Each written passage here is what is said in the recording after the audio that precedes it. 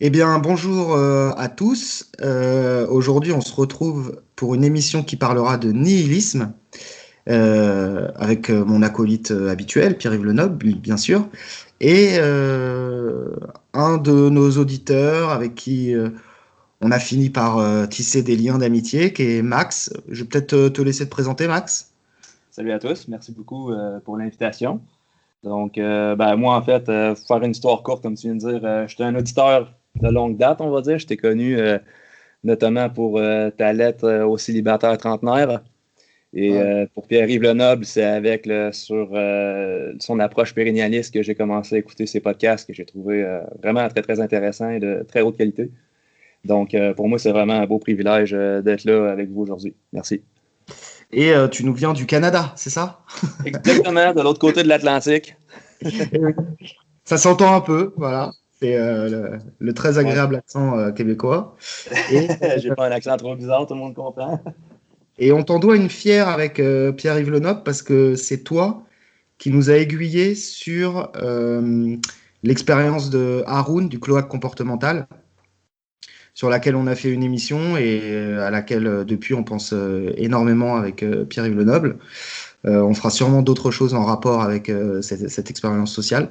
Donc, on te doit ça, quoi. Moi, j'en avais jamais entendu parler avant que tu nous en parles. Donc, voilà. Ah, ça fait plaisir. Écoutez, j'ai plein d'autres idées. Eh ben déjà, aujourd'hui, c'est une émission sur une idée à toi. On va parler de nihilisme. Oui. Et peut-être pour introduire, j'ai envie de dire, ça c'est mon côté juriste. Je n'aime pas parler de quelque chose qui n'est pas défini.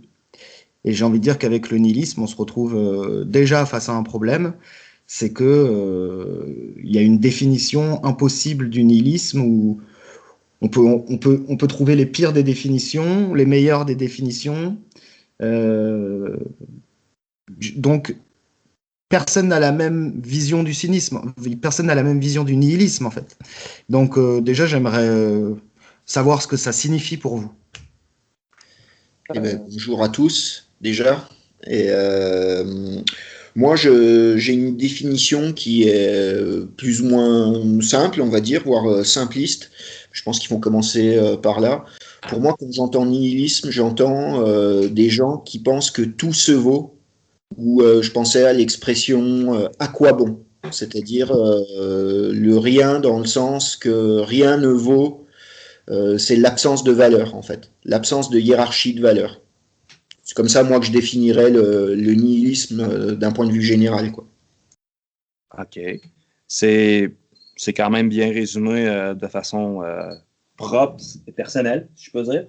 Moi, Oui. personnellement, j'ai une définition issue de mon vieux dictionnaire de philosophie que j'ai trouvé au cégep. Je vous lis ça comme suit.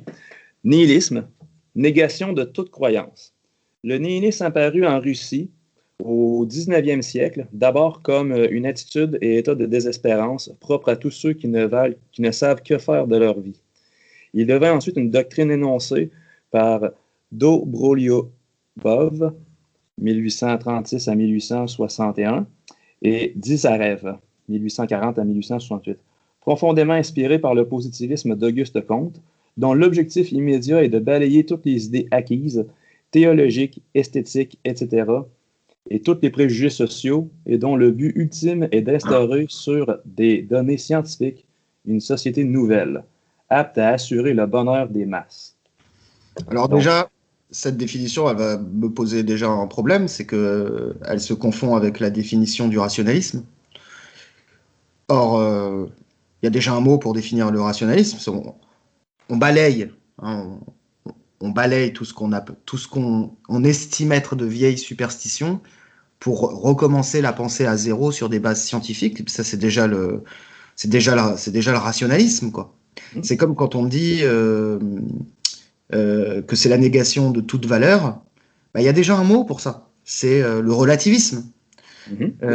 Ou alors c'est ne croire en rien, ne croire en rien ni personne. Alors là, c'est vraiment la posture de désespoir, un peu comme la posture du rebelle. Ça, pour moi, c'est du cynisme. Mhm. Euh, donc le nihilisme, Moi, la définition que je préfère du nihilisme, déjà, il y a le nihilisme à l'échelle collective. Ce serait une société qui n'a aucun but particulier, sinon celle de perdurer et de continuer, de perdurer et de se survivre à elle-même. Ça, c'est le nihilisme collectif.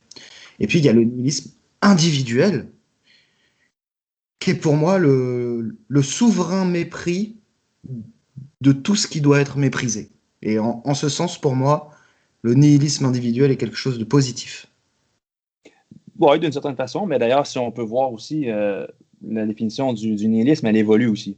Parce que dans le livre que je suis en train de citer, parce que dans le fond, la définition, elle va un peu dans ton sens, le reste de la définition, c'est que après 1870, le nihilisme évolue. Donc, ça veut dire que c'est un concept changeant, en réalité. Et puis, en fait, dans le sens d'une critique du capitalisme et de l'injustice sociale en Russie. Par réaction aux poursuites gouvernementales et à l'instigation d'agitateurs, certains nihilismes participent à des attentats anarchistes qui ne fait pas partie du programme primitif. Donc déjà là, on peut voir là-dedans qu'il y a cette notion très plastique du nihilisme à laquelle on peut Exactement. changer. Et je crois savoir pourquoi la notion du nihilisme est plastique. Parce que le nihilisme, je pense que c'est une forme d'anathème, en fait, c'est une sorte d'insulte. Et que tous ceux qui ont vu leur pouvoir et leurs valeurs attaquées ont traité de nihilistes leurs opposants pour leur jeter l'anathème, tout simplement. Alors que c'est à raison que certains révolutionnaires russes ont voulu l'anarchisme, c'est à raison que les jeunes des années 60 ont voulu mettre à plat la société bourgeoise, et c'est à raison aujourd'hui que le monde moderne, et c'est à raison aujourd'hui qu'on se révolte contre le monde postmoderne technocratique. C'est pas forcément, c'est voilà. Moi, je dirais même presque plus loin, c'est que rien que le mot est contradictoire. Parce que nihil, c'est rien. Donc déjà, penser le rien, c'est impossible. L'esprit humain a toujours besoin d'objets de pensée. Et le isme va indiquer un système philosophique. Donc déjà, comment faire un système sur rien, tu vois Très bon. Ben, écoute, moi, je pense que ça serait un peu comme, pour poursuivre un peu ce que Ralph disait, c'est que je pense que c'est un peu la révolte du non-sens de ceux d'en bas et le mépris de ceux d'en haut envers ceux du bas qui les traitent de paumeux. Ouais, c'est ça. C'est ça. C'est un peu ça Ouais. qu'on peut dire. On peut dire aussi que c'est en lien avec la révolution industrielle et la fin des anciens mondes traditionnels, en fait. Le nihilisme, ça a déjà été pensé dans le monde antique, mais dans une autre façon. Mais ce qu'on appelle vraiment le nihilisme d'un point de vue philosophique, donc c'est né en Russie à la fin du 19e siècle, et c'est lié à la perte de sens lié au progressisme et au modernisme, à la technologie et à la fin des anciens modèles, des anciennes croyances.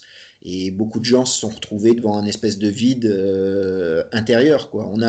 C'est comme si on avait rompu avec le monde ancien sans savoir avec quoi remplir de nouveau l'être humain, en fait. Là, Exactement. on va peut-être rentrer dans le verbiage un peu philosophique, mais il faut faire une distinction entre l'individualité et l'individualisme. Moi, je suis un Européen et je chéris mon individualité. Nous sommes les inventeurs de l'individu.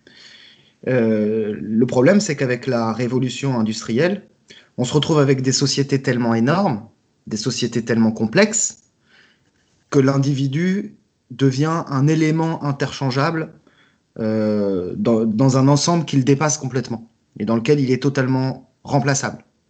Et ça, c'est la naissance de l'individualisme. Et effectivement, face à ça, comment ne pas cultiver en soi une part de nihilisme, quoi. C'est limite bon, enfin, c'est limite essentiel pour la santé mentale, quoi. Exactement. Le coping mechanism, on appelle en anglais, c'est le mécanisme d'adaptation. C'est une forme de renoncement qui peut être plus ou moins, je pense, mature au sens, bon, on est dans l'acceptation et non pas dans la révolte, si on peut dire. Parce que présentement, avec tous les mouvements sociaux qu'on voit aujourd'hui, je pense, surtout au niveau de l'Occident, avec je ne sais pas si vous avez ça, vous autres en France, les Social Justice Warriors ou les Antifa, ou ben, vous autres, vous avez eu un peu les Gilets jaunes, par exemple, c'est un autre exemple. Aujourd'hui, on peut le voir aussi avec le Black Lives Matter ou toutes ces choses-là. Je veux dire, on voit très clairement qu'il y a ce refus d'accepter ce qui se passe, le non-sens, on va dire. Donc, les gens vont chercher ça dans la révolte, exactement comme ce qu'on a pu lire présentement dans la définition avec en Russie, il y a eu des révoltes, l'anarchie, puis ces choses-là. Je veux dire, c'est carrément pour renverser un système comme but en soi, un peu comme dans le Film Fan Club. Il disait que Ouais.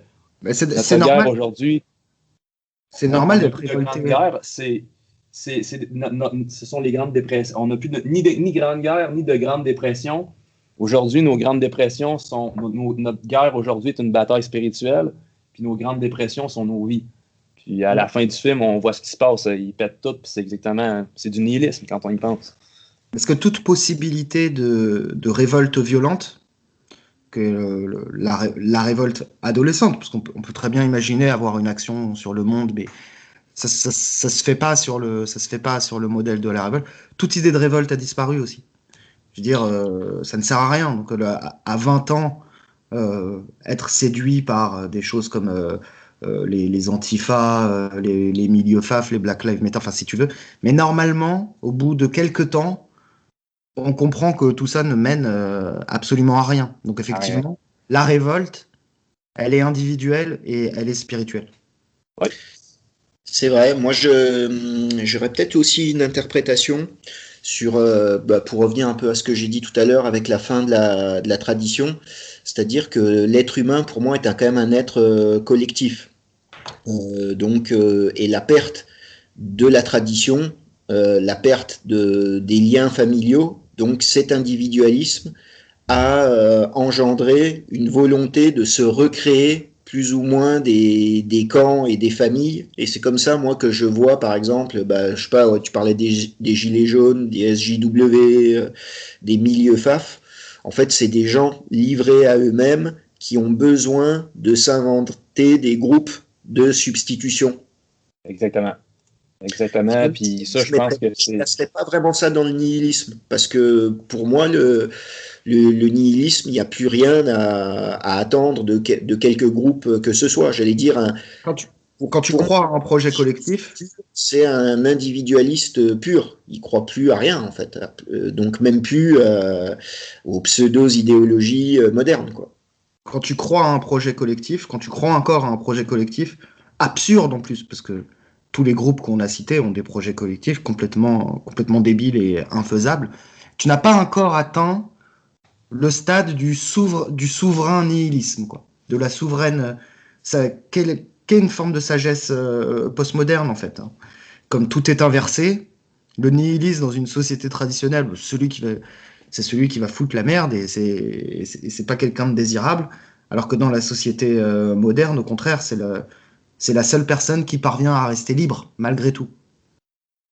Oui, oui. Ça pourrait être intéressant comme point de vue. Mais c'est sûr que le nihilisme vu d'un aspect individuel et d'un aspect collectif est peut-être pas nécessairement le même non plus. Moi, je pense que d'un point de vue individuel, ça se rapproche beaucoup plus du stoïcisme.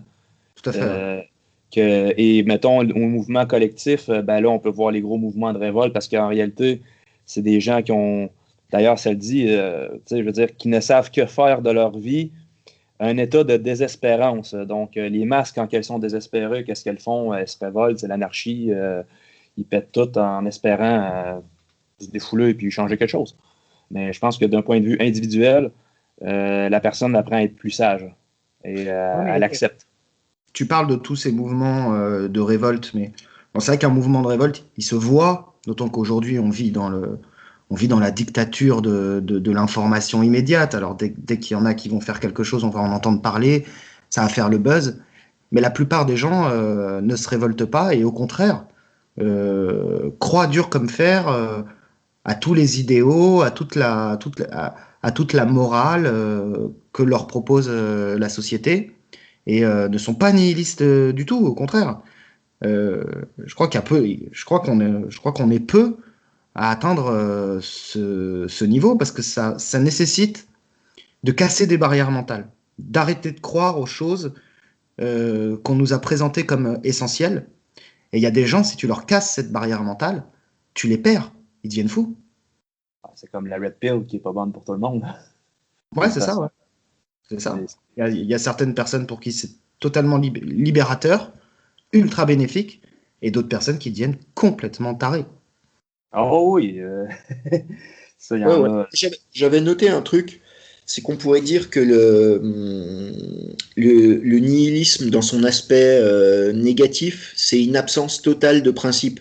C'est de croire, comme je le disais tout à l'heure, que tout se vaut, que rien ne mérite de se battre pour lui, mais sans principe supérieur. Alors que moi, je définirais un nihilisme positif, presque traditionnel, j'allais dire, où tout le monde manifesté serait une illusion au regard du principe.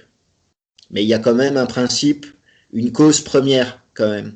Moi, c'est comme ça que je conçois le nihilisme, en tout cas en 2020, c'est-à-dire que tout ce qu'on nous propose, il faut tout foutre en l'air, rien à avoir aucun espoir sur aucune idéologie, aucun groupe, mais savoir quand même que le cosmos, l'univers n'est pas sans raison, quoi. Alors que le nihiliste pur, lui, il a même plus ça en fait. Ça rejoint d'ailleurs les théories rationalistes et matérialistes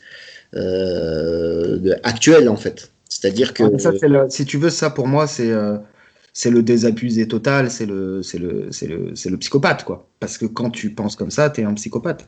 Pour revenir à ce que tu disais sur le nihilisme, mais avec la conscience de l'unité, voilà, c'était les soufis qui disaient le soufisme, c'est l'anarchisme plus un. voilà. C'est C'est bien dit. exactement comme ça que moi je conçois le nihilisme positif en 2020, quoi. Intéressant, intéressant.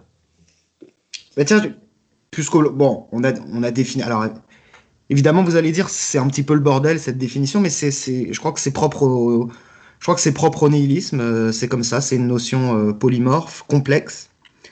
Et j'ai envie de vous demander d'abord si dans une certaine, vous vous reconnaissez dans l'idée d'une certaine forme de nihilisme individuel, et si oui, comment ça se traduit dans vos existences? Max, peut-être. Ah, bonne question. Moi, je dirais que je suis plus dans le volet du stoïcisme, on va dire ça comme ça. On est conscient de ce qui se passe, on voit le monde tel qu'il est, on sait qu'on ne peut pas vraiment changer grand-chose, mais c'est comme ça. Puis à partir du moment qu'on est capable de s'élever au-delà de tout ça, puis de comprendre à un autre niveau que ce qui se passe au niveau matériel, c'est une composante du monde, dans le sens que il y a pas que la matière dans la vie. C'est un peu comme la personne qui est obsédée par l'argent et qui ne réussit jamais à gagner à la loterie. Si la personne n'est pas capable de passer au-delà de son 649, c'est comme ça qu'on appelle la loterie ici, là. Elle va toujours être malheureuse parce qu'elle va toujours chercher quelque chose qui est pas capable d'atteindre dans un monde, on va dire, matériel. Mais en réalité, comment je te dirais bien ça, le bonheur en soi, il est à l'intérieur de nous. C'est un peu comme le paradis qu'on peut retrouver à l'intérieur de soi, je veux dire. D'une C'est certaine façon, c'est un peu ça. laisser de côté les espoirs illusoires ou les choses sur lesquelles on n'a pas d'emprise finalement. Exactement. C'est un Voilà. peu comme si demain matin, je veux que le COVID n'existe plus, ben, je peux attendre longtemps.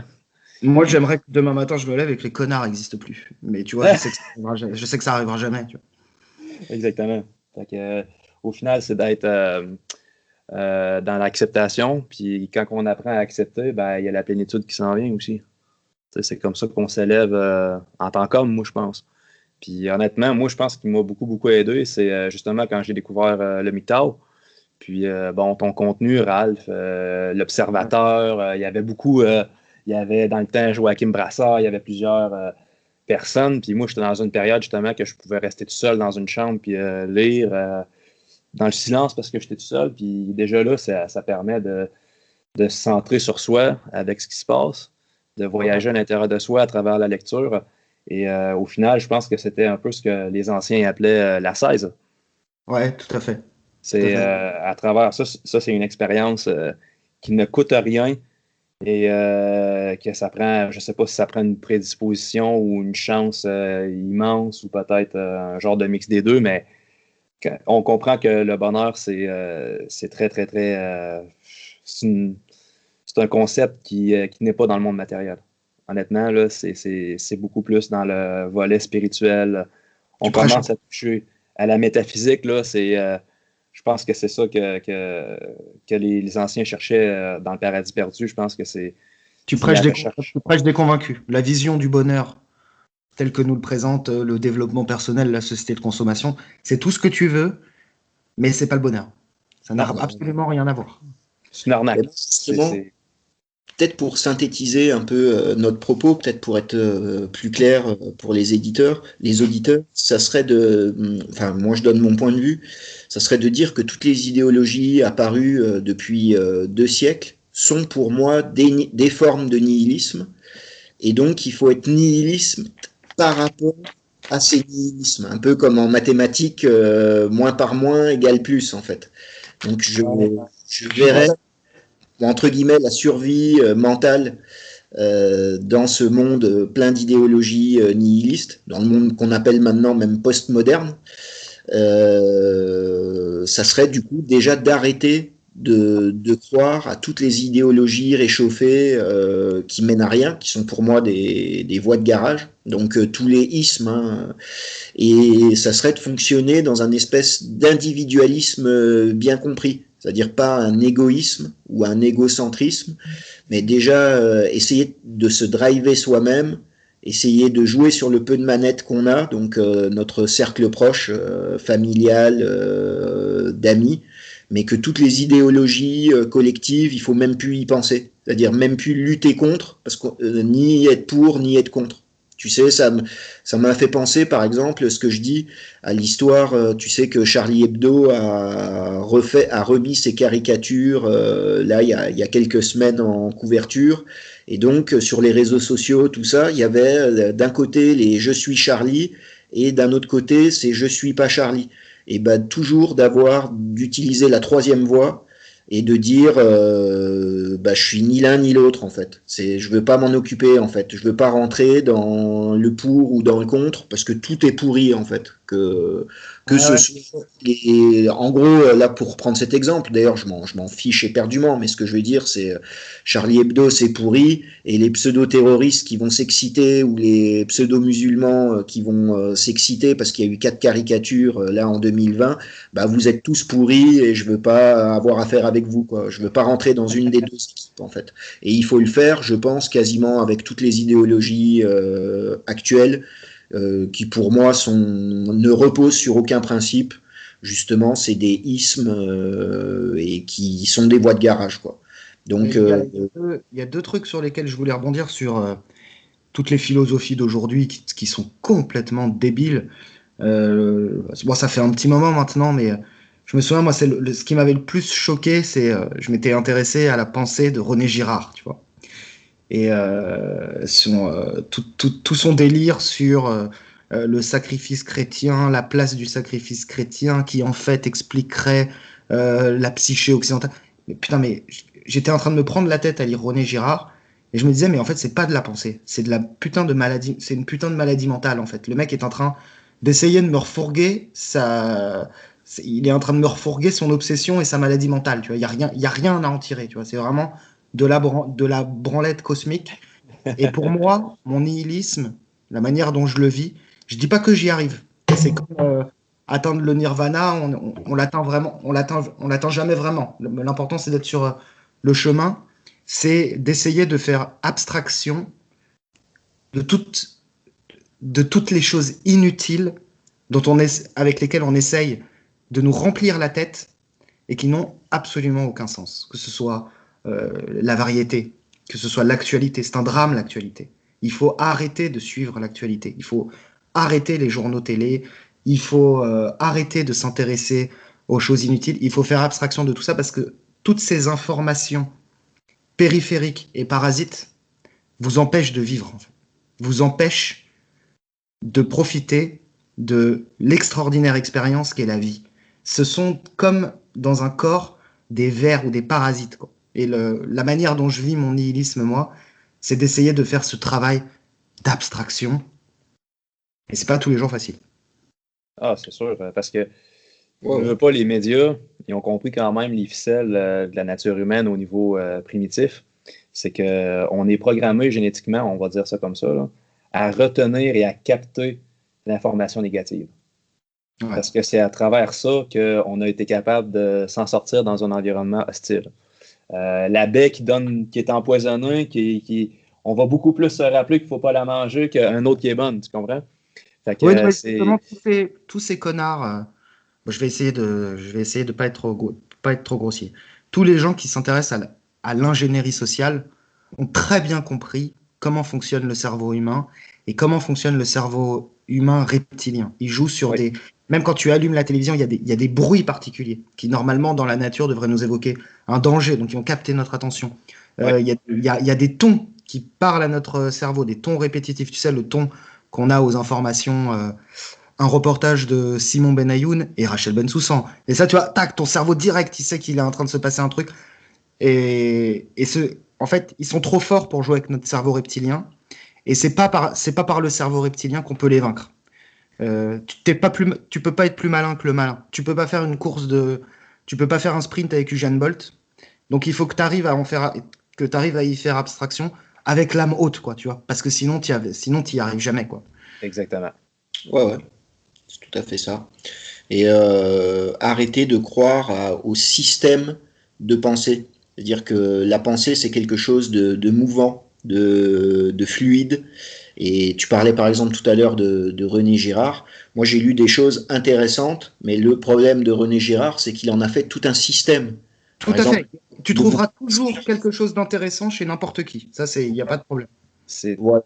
Et faut pas croire que du coup, tu vois, et même moi le premier, puisque j'écris des livres, il faut pas croire qu'on explique tout, que la vie, elle est faite d'énormément de nuances, de subtilités, que quelque chose qui pouvait être vrai la veille ne l'est plus forcément le lendemain.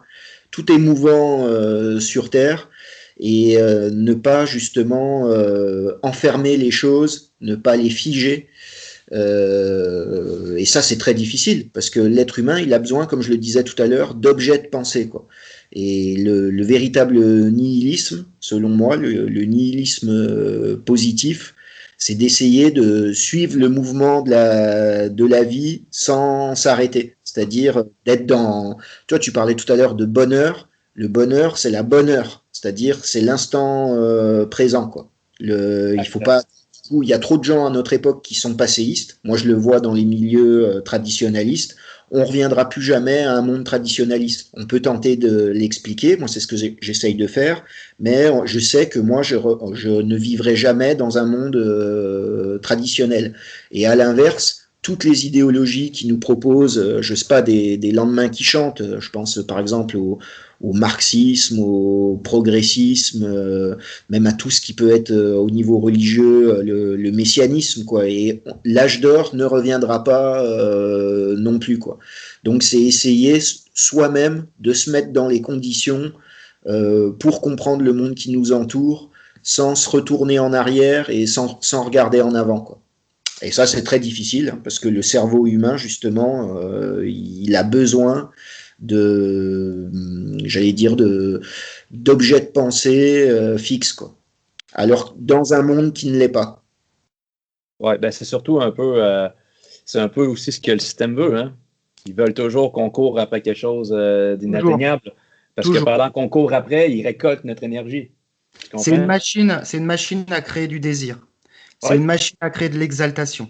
C'est une machine à créer de la révolte. C'est une machine à créer de la contestation. C'est une machine à créer du divertissement au pire sens du... Parce que moi, je suis pas contre le divertissement.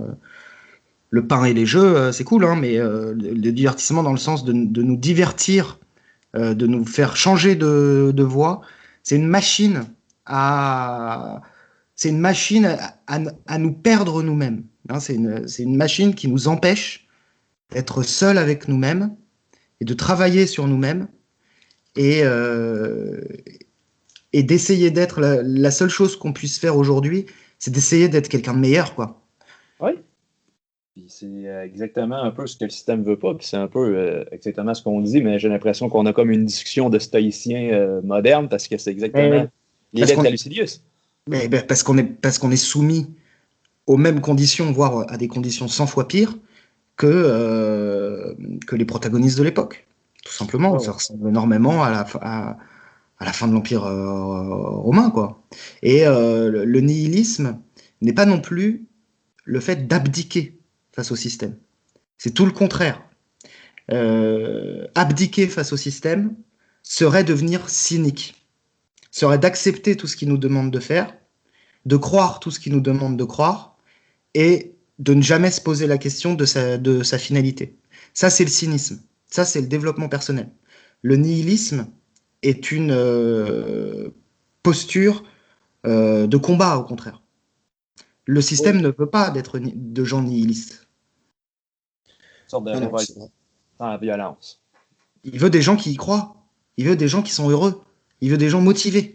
Il veut des gens il préfère, le système préfère 4 millions de gilets jaunes dehors que 4 millions de nihilistes. Ça, c'est C'est vrai. certain. Parce qu'il n'y a pas d'argent à faire avec ça. Il y a rien un vrai nihiliste, il n'y a rien à gratter. Il n'y a vraiment rien à gratter. Tout, un nihiliste, il est liquide, il est comme l'eau. Tu peux pas lui raconter Ouais, aucun discours ne fonctionne, aucune carotte ne fonctionne. Exactement. ouais. Mais le problème, c'est là où justement, moi, mon discours, il est presque anti-Nietzschéen. Le problème, c'est que l'être humain, pour vivre en société, a besoin de mythes communs, on va dire. C'est comme ça, d'ailleurs, j'ai appelé mon dernier livre Homo mythologicus. Et justement, pour moi, le nihilisme, il est né quand ce que Nietzsche appelait les arrière-mondes se sont évanouis, mais parce que l'être humain a besoin d'arrière-mondes, qu'ils soient complètement farfelus ou pas. On ne pourra jamais changer l'être humain.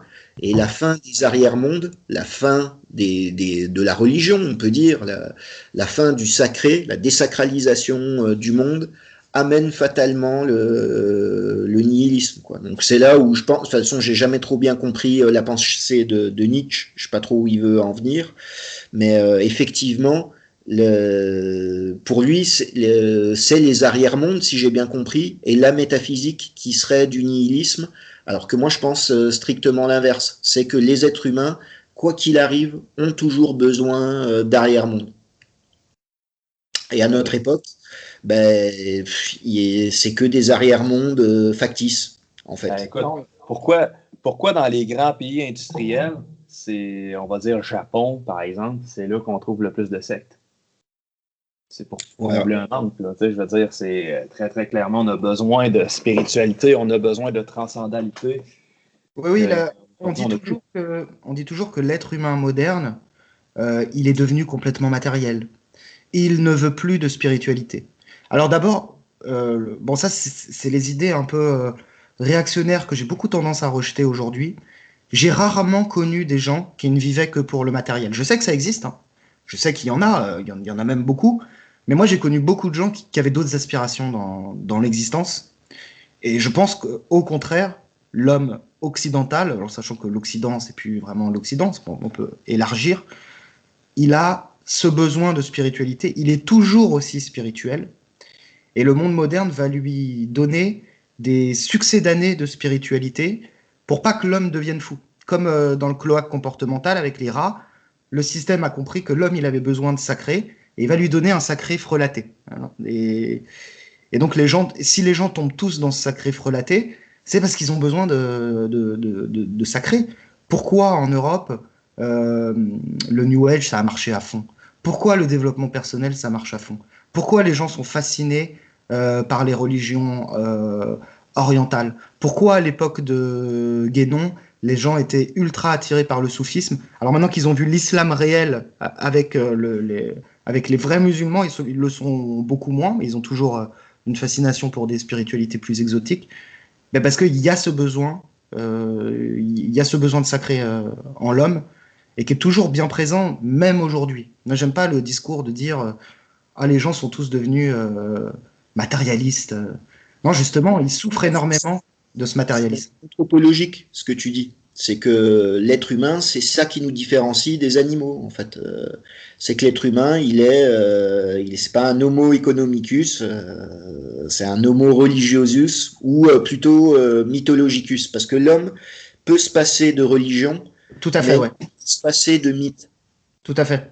Mais quand on dit que le système d'aujourd'hui est matérialiste, pas du tout. Il a compris que l'homme ne vivait pas que de matière et il prend ça en compte dans sa domination sur le monde. Il offre aux hommes des mythes, mais qui sont des mythes frelatés. Ça va être le mythe de la réussite, le mythe du bonheur. Combien de gens ont foutu leur vie en l'air en poursuivant le mythe du bonheur, quoi, tu vois. C'est vrai. Ça me fait Tant qu'il y a de l'argent à faire. Vas-y, Max, hein, si tu veux. Vas-y, Max. Ouais. C'est tous des mythes propres au mammonisme, j'ai envie de dire. Honnêtement, c'est toutes des. On est dans le cycle, on va dire, de Mammon, le diable de la monnaie, on peut dire ça de même. Puis Oui. c'est exactement ça qu'on est en train de vivre présentement, c'est que tout est monétisé. De plus en plus, honnêtement, là, on se rend compte que tout devient marchandisable à un point que ça n'est ridicule. Même les rapports humains deviennent de. Tu sais, la star, exemple, pour payer, mettons, pour parler à une fille, par exemple, sur Tinder, par exemple. Ça, on embarque dans un autre truc, mais il faut payer. Parler à quelqu'un, il faut payer. Au Japon, il y a des gens qui payent des gens pour avoir un ami. C'est même pas une affaire de service sexuel. Pour avoir un câlin. Ouais. C'est complètement fou, là. Puis là, on invente des religions, mais en réalité, c'est un peu comme Raël ou peu importe. C'est du monde qui ont fait de l'argent avec leur cossin, tu sais.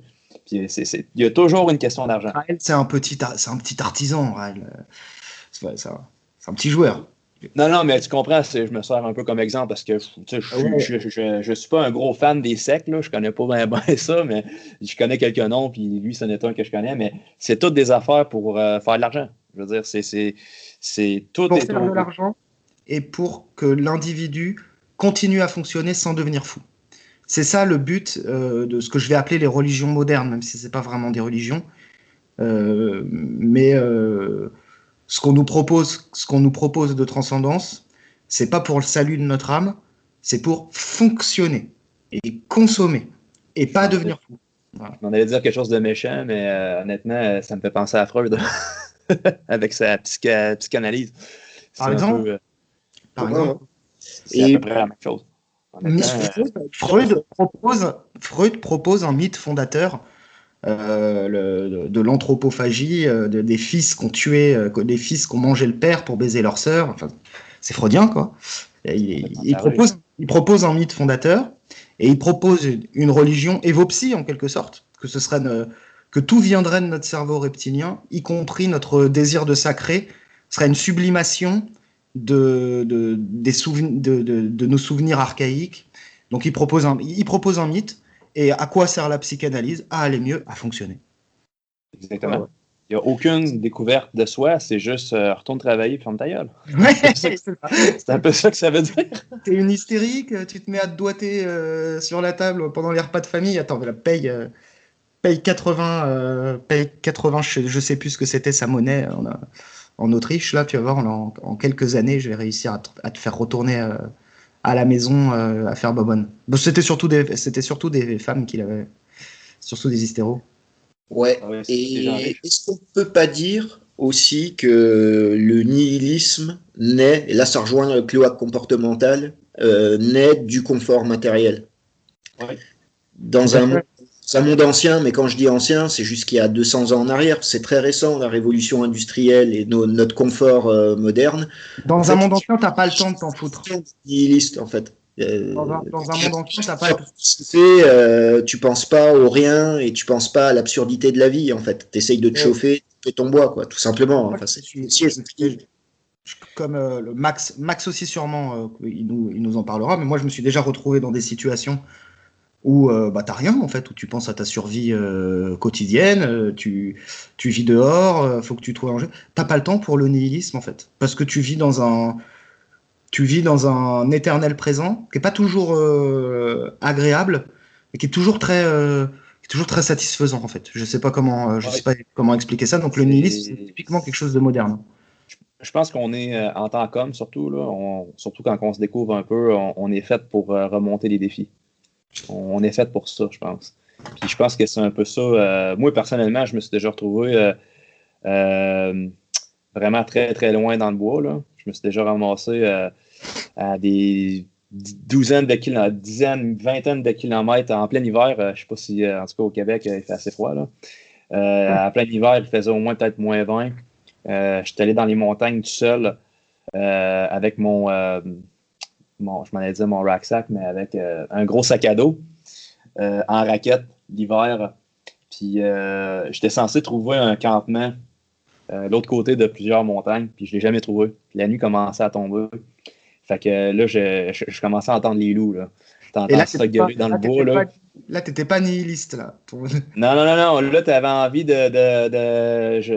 je décrécisme. Tu sais, c'était un peu vraiment, je m'en vais, puis je me retourne à mon premier emplacement, puis finalement, je suis tombé dans une espèce de chalet, on va dire, que j'ai réussi à me chauffer. C'était la nuit. Là, j'étais rendu. Il faisait froid, tu transpires en dessous de ton linge, fait que le froid cogne encore 2-3 fois plus fort. Là. Fait que je commençais à avoir vraiment froid. Là. Honnêtement, j'avais vraiment hâte de trouver un spot pour pouvoir m'abriter. Puis je me suis mis à l'abri, j'ai réussi à trouver un poêle à bois, j'ai fait mon petit feu, j'ai réussi à me faire ma petite bouffe. Puis honnêtement, là, c'était la meilleure nourriture en canne que j'ai jamais mangé de ma vie. Tu l'as mérité ton feu de foyer, puis tu l'as mérité ton ragoût de boulette dégueulasse.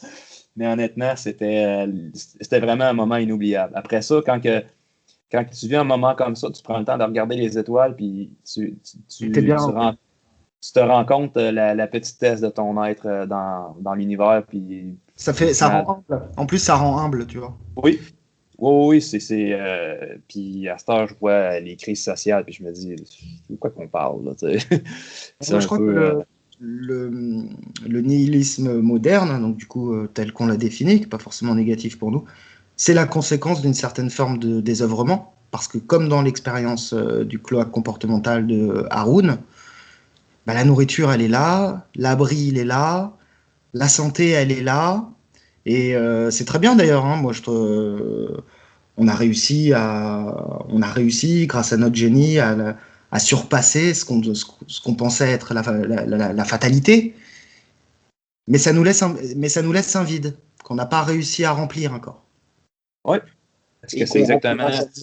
On ne le remplira jamais à moins de revenir à Mad Max. Ça, moi, j'en suis certain. C'est parce que on peut pas avoir le beurre et l'argent du beurre sur Terre. Et ce qu'on gagne sur la matière, on le perd en esprit. Donc, question pour toi, Pierre. Des succès d'années, comme tu disais, pour justement pas avoir à revenir à Mad Max et à se retrouver seul face à soi-même, face aux éléments, à se battre, j'allais dire. Tu vois, un exemple tout bête sur ce que je dis, c'est qu'il y a beaucoup moins de suicides en période de guerre qu'en période de paix. Ouais, c'est vrai. C'est vrai, parce que c'est quand lorsqu'on voit la mort qu'on prend conscience de la valeur de la vie, peut-être. Ouais, et la vie, c'est peut-être ce que je vais dire, mais la vie, c'est une guerre permanente. C'est un combat contre les éléments, un combat contre soi-même. Ce qu'on a, c'est clairement des problèmes de riches. Ah bah, c'est sûr et certain. Ça se voit d'ailleurs au niveau de nos idéologies. C'est-à-dire que le monde occidental, donc c'est le monde qui allait le plus loin dans le confort matériel, dans le matérialisme, on va dire, et toutes les idéologies qu'on va inventer ces 50 dernières années, c'est des idéologies qui, pour moi, sont des espèces de suicides inconscients. Hein. Toutes les idéologies actuelles, c'est des idéologies pour se supprimer à petit feu, inconsciemment, voire même consciemment, des fois. Très clairement. Moi, écoute, parce que les gens malheureux, c'est des gens qui sont faciles à manipuler, puis on fait des bons consommateurs avec ça. Hein. Tu sais, on a des drogués, on a des. C'est pas pour rien que dans le livre d'Aldous Huxley, Le meilleur des mondes, c'est des gens qui se droguent, ils gèlent au soma. Au soma, c'est la même chose. Je veux dire, il a très vu loin, ce gars-là, il était pas fou. Là. Le meilleur des mondes d'Huxley, c'est un monde où tout a été mis en œuvre pour que l'être humain continue à fonctionner. Il vit dans une sorte de bonheur affable sans saveur. Et il y a juste une chose qu'il a perdue, c'est son âme. Voilà, 3 fois rien. Mais sinon, il est heureux. Hein. Il bourrique, il a son soma. Il est heureux de faire ce qu'il fait parce qu'il a été conçu déjà génétiquement pour exercer la tâche qu'il exerce dans la société. Donc tout fonctionne, sauf qu'ils n'ont pas d'âme. Le meilleur des mondes, c'est la dystopie la plus terrifiante de toutes les dystopies. Hein. Parce que être en position de devoir souffrir, se battre, combattre un pouvoir totalitaire, risquer sa vie pour la liberté, finalement, c'est pas si mal.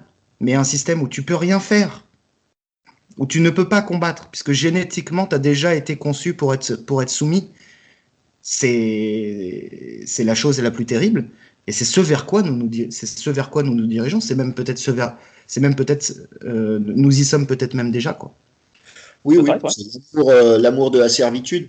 Et d'ailleurs, pour élargir ton propos, c'est rigolo et ça rejoint justement les idéologies nihilistes nées à partir du milieu du 19e siècle. Mais pour moi, c'est totalement lié à la révolution industrielle. C'est que les utopies se sont toutes transformées en dystopies. Ouais. C'est-à-dire que tous les auteurs, parce que là on parle d'Huxley, moi je pense comme toi, je pense que c'est la plus aboutie des dystopies, la plus flippante aussi, mais si tu regardes Orwell ou d'autres dystopies écrites au XXe siècle, ou à la fin du XIXe d'ailleurs, on voit bien que les gens qui avaient un regard acéré sur le monde ont compris que notre monde, j'allais dire, de confort matériel, de matérialisme, ça allait mener à une prison à ciel ouvert, quoi. Et à un désespoir atavique, en fait. Un désespoir atavique. Un désespoir atavique qu'il va falloir gérer en termes ingénierie sociale, en gros. Il faut gérer ce désespoir. On avait parlé un peu en amont avec Pierre-Yves. C'est stupide de nourrir de faux espoirs, et c'est stupide, et le désespoir est tout aussi stupide, en fait. Oui, clairement, parce que ça fait appel à un manque, et non pas à une autosatisfaction. La plénitude, c'est exactement, c'est de ne pas être dans le futur ni dans le passé, mais d'être dans le présent, puis de se contenter d'être un avec soi et le monde, d'une certaine façon. Moi, je déteste les désespérés à la Sioran, les gens qui traînent leur misère et leur désespoir, ça va, quoi. Ça me gonfle autant que, tu vois, le désespéré congénital me saoule autant que le mec qui a lu le programme de Macron et qui est motivé, quoi, tu vois. Pour moi, ça me fatigue autant l'un et l'autre, quoi, tu vois. Parce que des gens comme Sioran, les désespérés, croient encore des choses. Mais bien sûr. Ils sont dans l'attente de quelque chose. Voilà. Moi, j'aurais tendance à parler de ni espoir, ni désespoir, mais de parler de l'anespoir. Tu vois, c'est un mot qui n'existe pas. Ouais. C'est-à-dire ni désespoir, ni espoir. Et ça rejoint ce que tu disais, Max, au début. Et ça rejoint d'ailleurs les doctrines orientales ou le stoïcisme de l'action sans désir. En fait, on fait ce qui a à être fait sans attendre les fruits de ses actions, quoi. Tout à fait. Ben, l'action sans désir, c'est un concept formidable.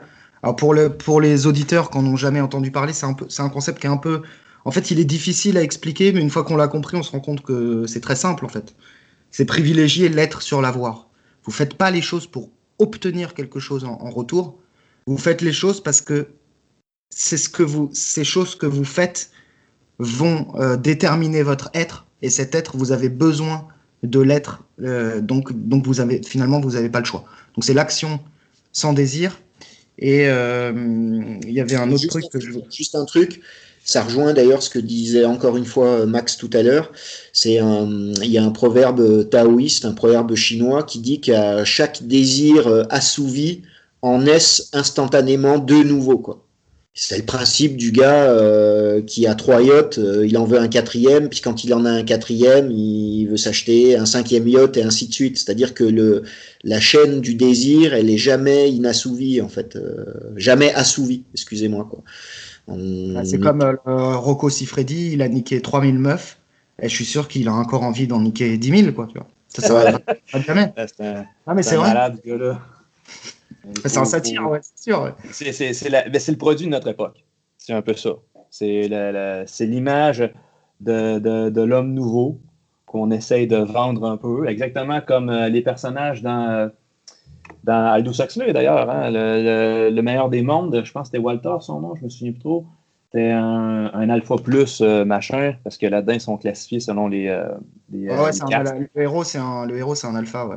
C'est ça, puis il disait que lui avait il avait 300 conquêtes dans sa vie, puis, mais malgré tout, le sauvage, il lisait un poème de Shakespeare et il n'était pas capable de faire abstraction de ça en disant que ce que je viens d'entendre, ça vaut plus que toutes les conneries que le système m'a vendues, puis la vie que je devais avoir, parce qu'il y a une notion de spiritualité, de transcendance que beaucoup de personnes ont besoin, et surtout les plus brillants, je pense.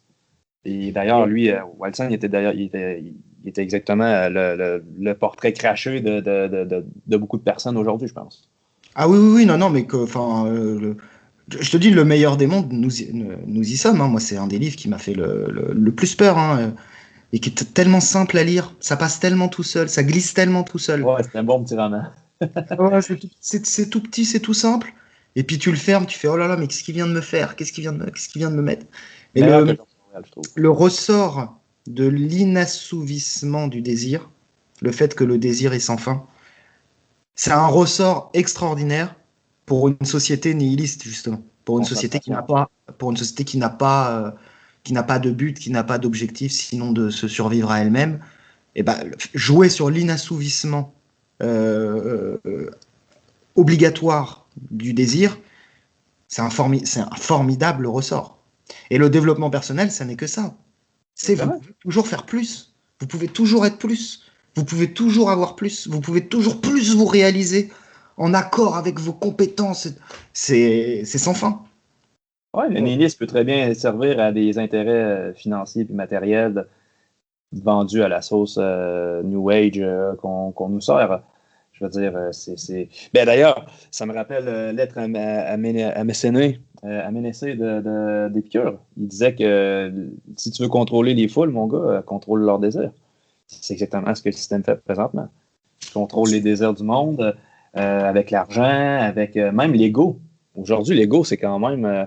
c'est même rendu un ressort important. Aujourd'hui, dans une masse indifférenciée de personnes, chacun essaie d'être unique avec son Instagram, puis les vêtements qu'il va porter, les tatouages, puis toutes ces musiques-là. On est dans la dictature du narcissisme. Et justement, le nihilisme individuel qu'on oppose au nihilisme collectif, c'est le feu qu'on oppose au feu. Parce que finalement, on essaie, je dis pas qu'on y arrive, mais on essaye de tuer les désirs inutiles en nous-mêmes, quoi. Et donc, on devient imperméable à plein de choses, quoi. Ah, exactement. Moi, j'aurais tendance aussi à penser, ça rejoint ce que tu disais aussi sur la financiarisation de la vie, que tout se monnaie à notre époque. C'est que moi, je pense vraiment que pour ne pas être nihiliste, il faut être prêt à mourir pour un groupe ou une idée commune.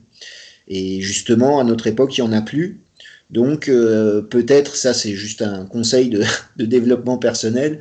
Enfin, moi, c'est comme ça que je vois les choses. C'est très violent, hein, ma façon de penser, mais c'est que en gros, être prêt à mourir et à se battre pour les gens qui comptent. Donc, c'est quoi? C'est une dizaine de personnes, et de voir le reste des êtres humains comme des ennemis. Et là, ça rejoint la position de Carl Schmitt, c'est ne pas succomber à toutes les sirènes du monde moderne, et comprendre que la vie, même dans un monde confortable, même dans un monde où tout le monde sourit sur les réseaux sociaux, savoir que en fait c'est des gens qui veulent notre peau en fait. Et tu vois, moi c'est ce que je dis souvent, j'ai beaucoup plus peur de mon voisin de palier que de Emmanuel Macron par exemple. Ça se voit avec le masque. Le masque, on s'en fout, on sait très bien que le système, il veut nous mettre en esclavage, il n'y a pas de souci, mais ce qui fait flipper, c'est que si tu mets pas ton masque, tu auras toujours un justicier de la rue pour venir te prendre la tête. Et eux, et c'est eux qui font peur, et c'est eux, moi personnellement, mes ennemis en fait. C'est eux l'enfer. C'est très nihiliste, ce que je dis, quoi, tu vois. C'est un peu comme, tu vois, voilà, et quitte à un peu, je sais pas, c'est terrible ce que je vais dire, mais fonctionner un peu à la manière, je sais pas, des gars de Daesh, quoi, en gros.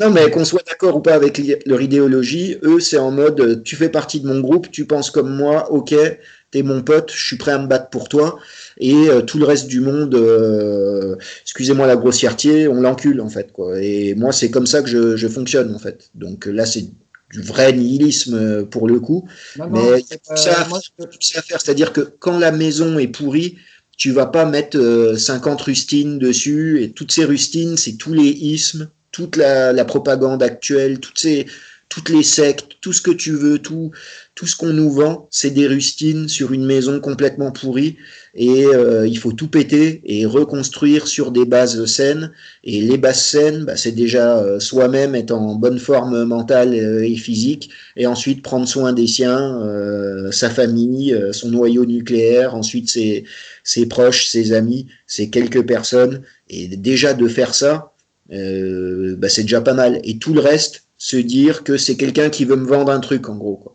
Non, mais c'est tout à fait cet amour universel qu'on nous vend, cette espèce d'idée de dire tout le monde il est gentil, tout le monde il est beau.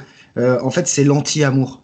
C'est l'anti-amour. Quand on aime vraiment, quand on sait ce que l'amour implique, quand on sait les sacrifices qu'on doit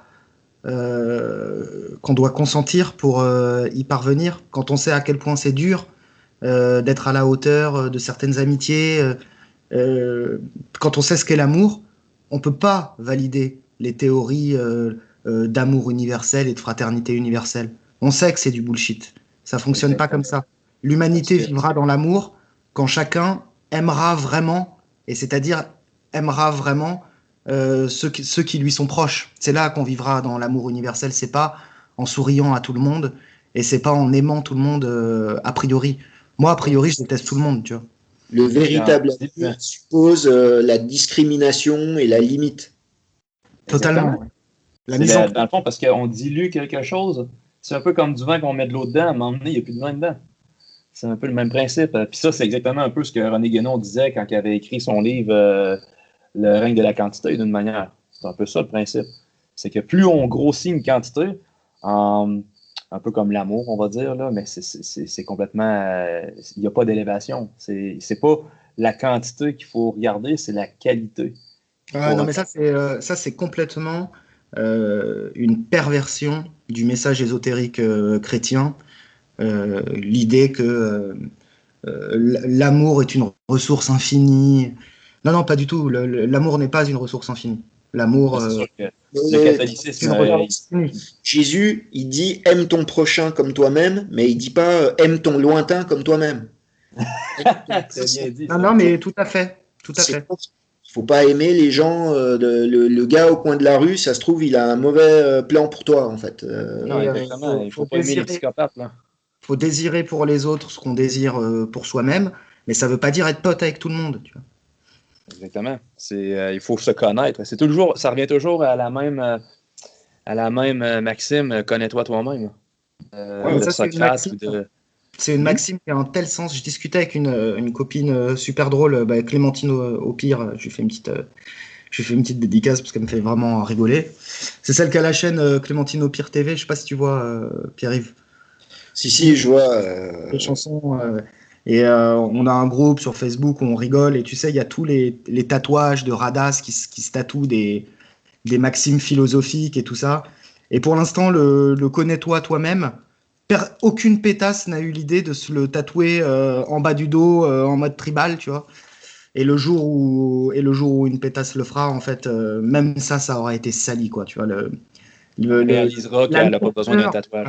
Ah non, mais la lourdeur de la modernité, c'est un système diabolique en ce sens qu'il récupère tout et qu'il salit tout, quoi. Et ça, c'est terrible. C'est vrai. Et d'ailleurs, ça rejoint, on pourrait comme ça peut-être affiner notre définition du nihilisme. on pourrait le définir justement comme une absence de limite, une absence de hiérarchie de valeurs. Alors que si on regarde autour de nous, la nature, et c'est ce qu'on pourrait appeler l'égalitarisme, en fait, le nihilisme, c'est que si tout se vaut, ben rien ne vaut rien au final, quoi. Quelque chose a de la valeur parce que on lui accorde une place dans la hiérarchie du universel, on va dire. Et c'est là que l'absence de sacré est pervers. Parce que si on dit qu'il n'y a pas de sacré, alors finalement, on peut tout prendre à la légère, on peut tout prendre à la rigolade, tu vois. Oh ouais. La phrase façon, oui. Puis ça, c'est. Moi, je pense que c'est un peu ce que le système a voulu nous vendre d'une manière, c'est de vendre l'absence de transcendance. Si je peux dire ça de même, j'ai déjà eu une discussion avec un gars sur Internet. À un moment donné, il m'avait parlé du concept d'immanence.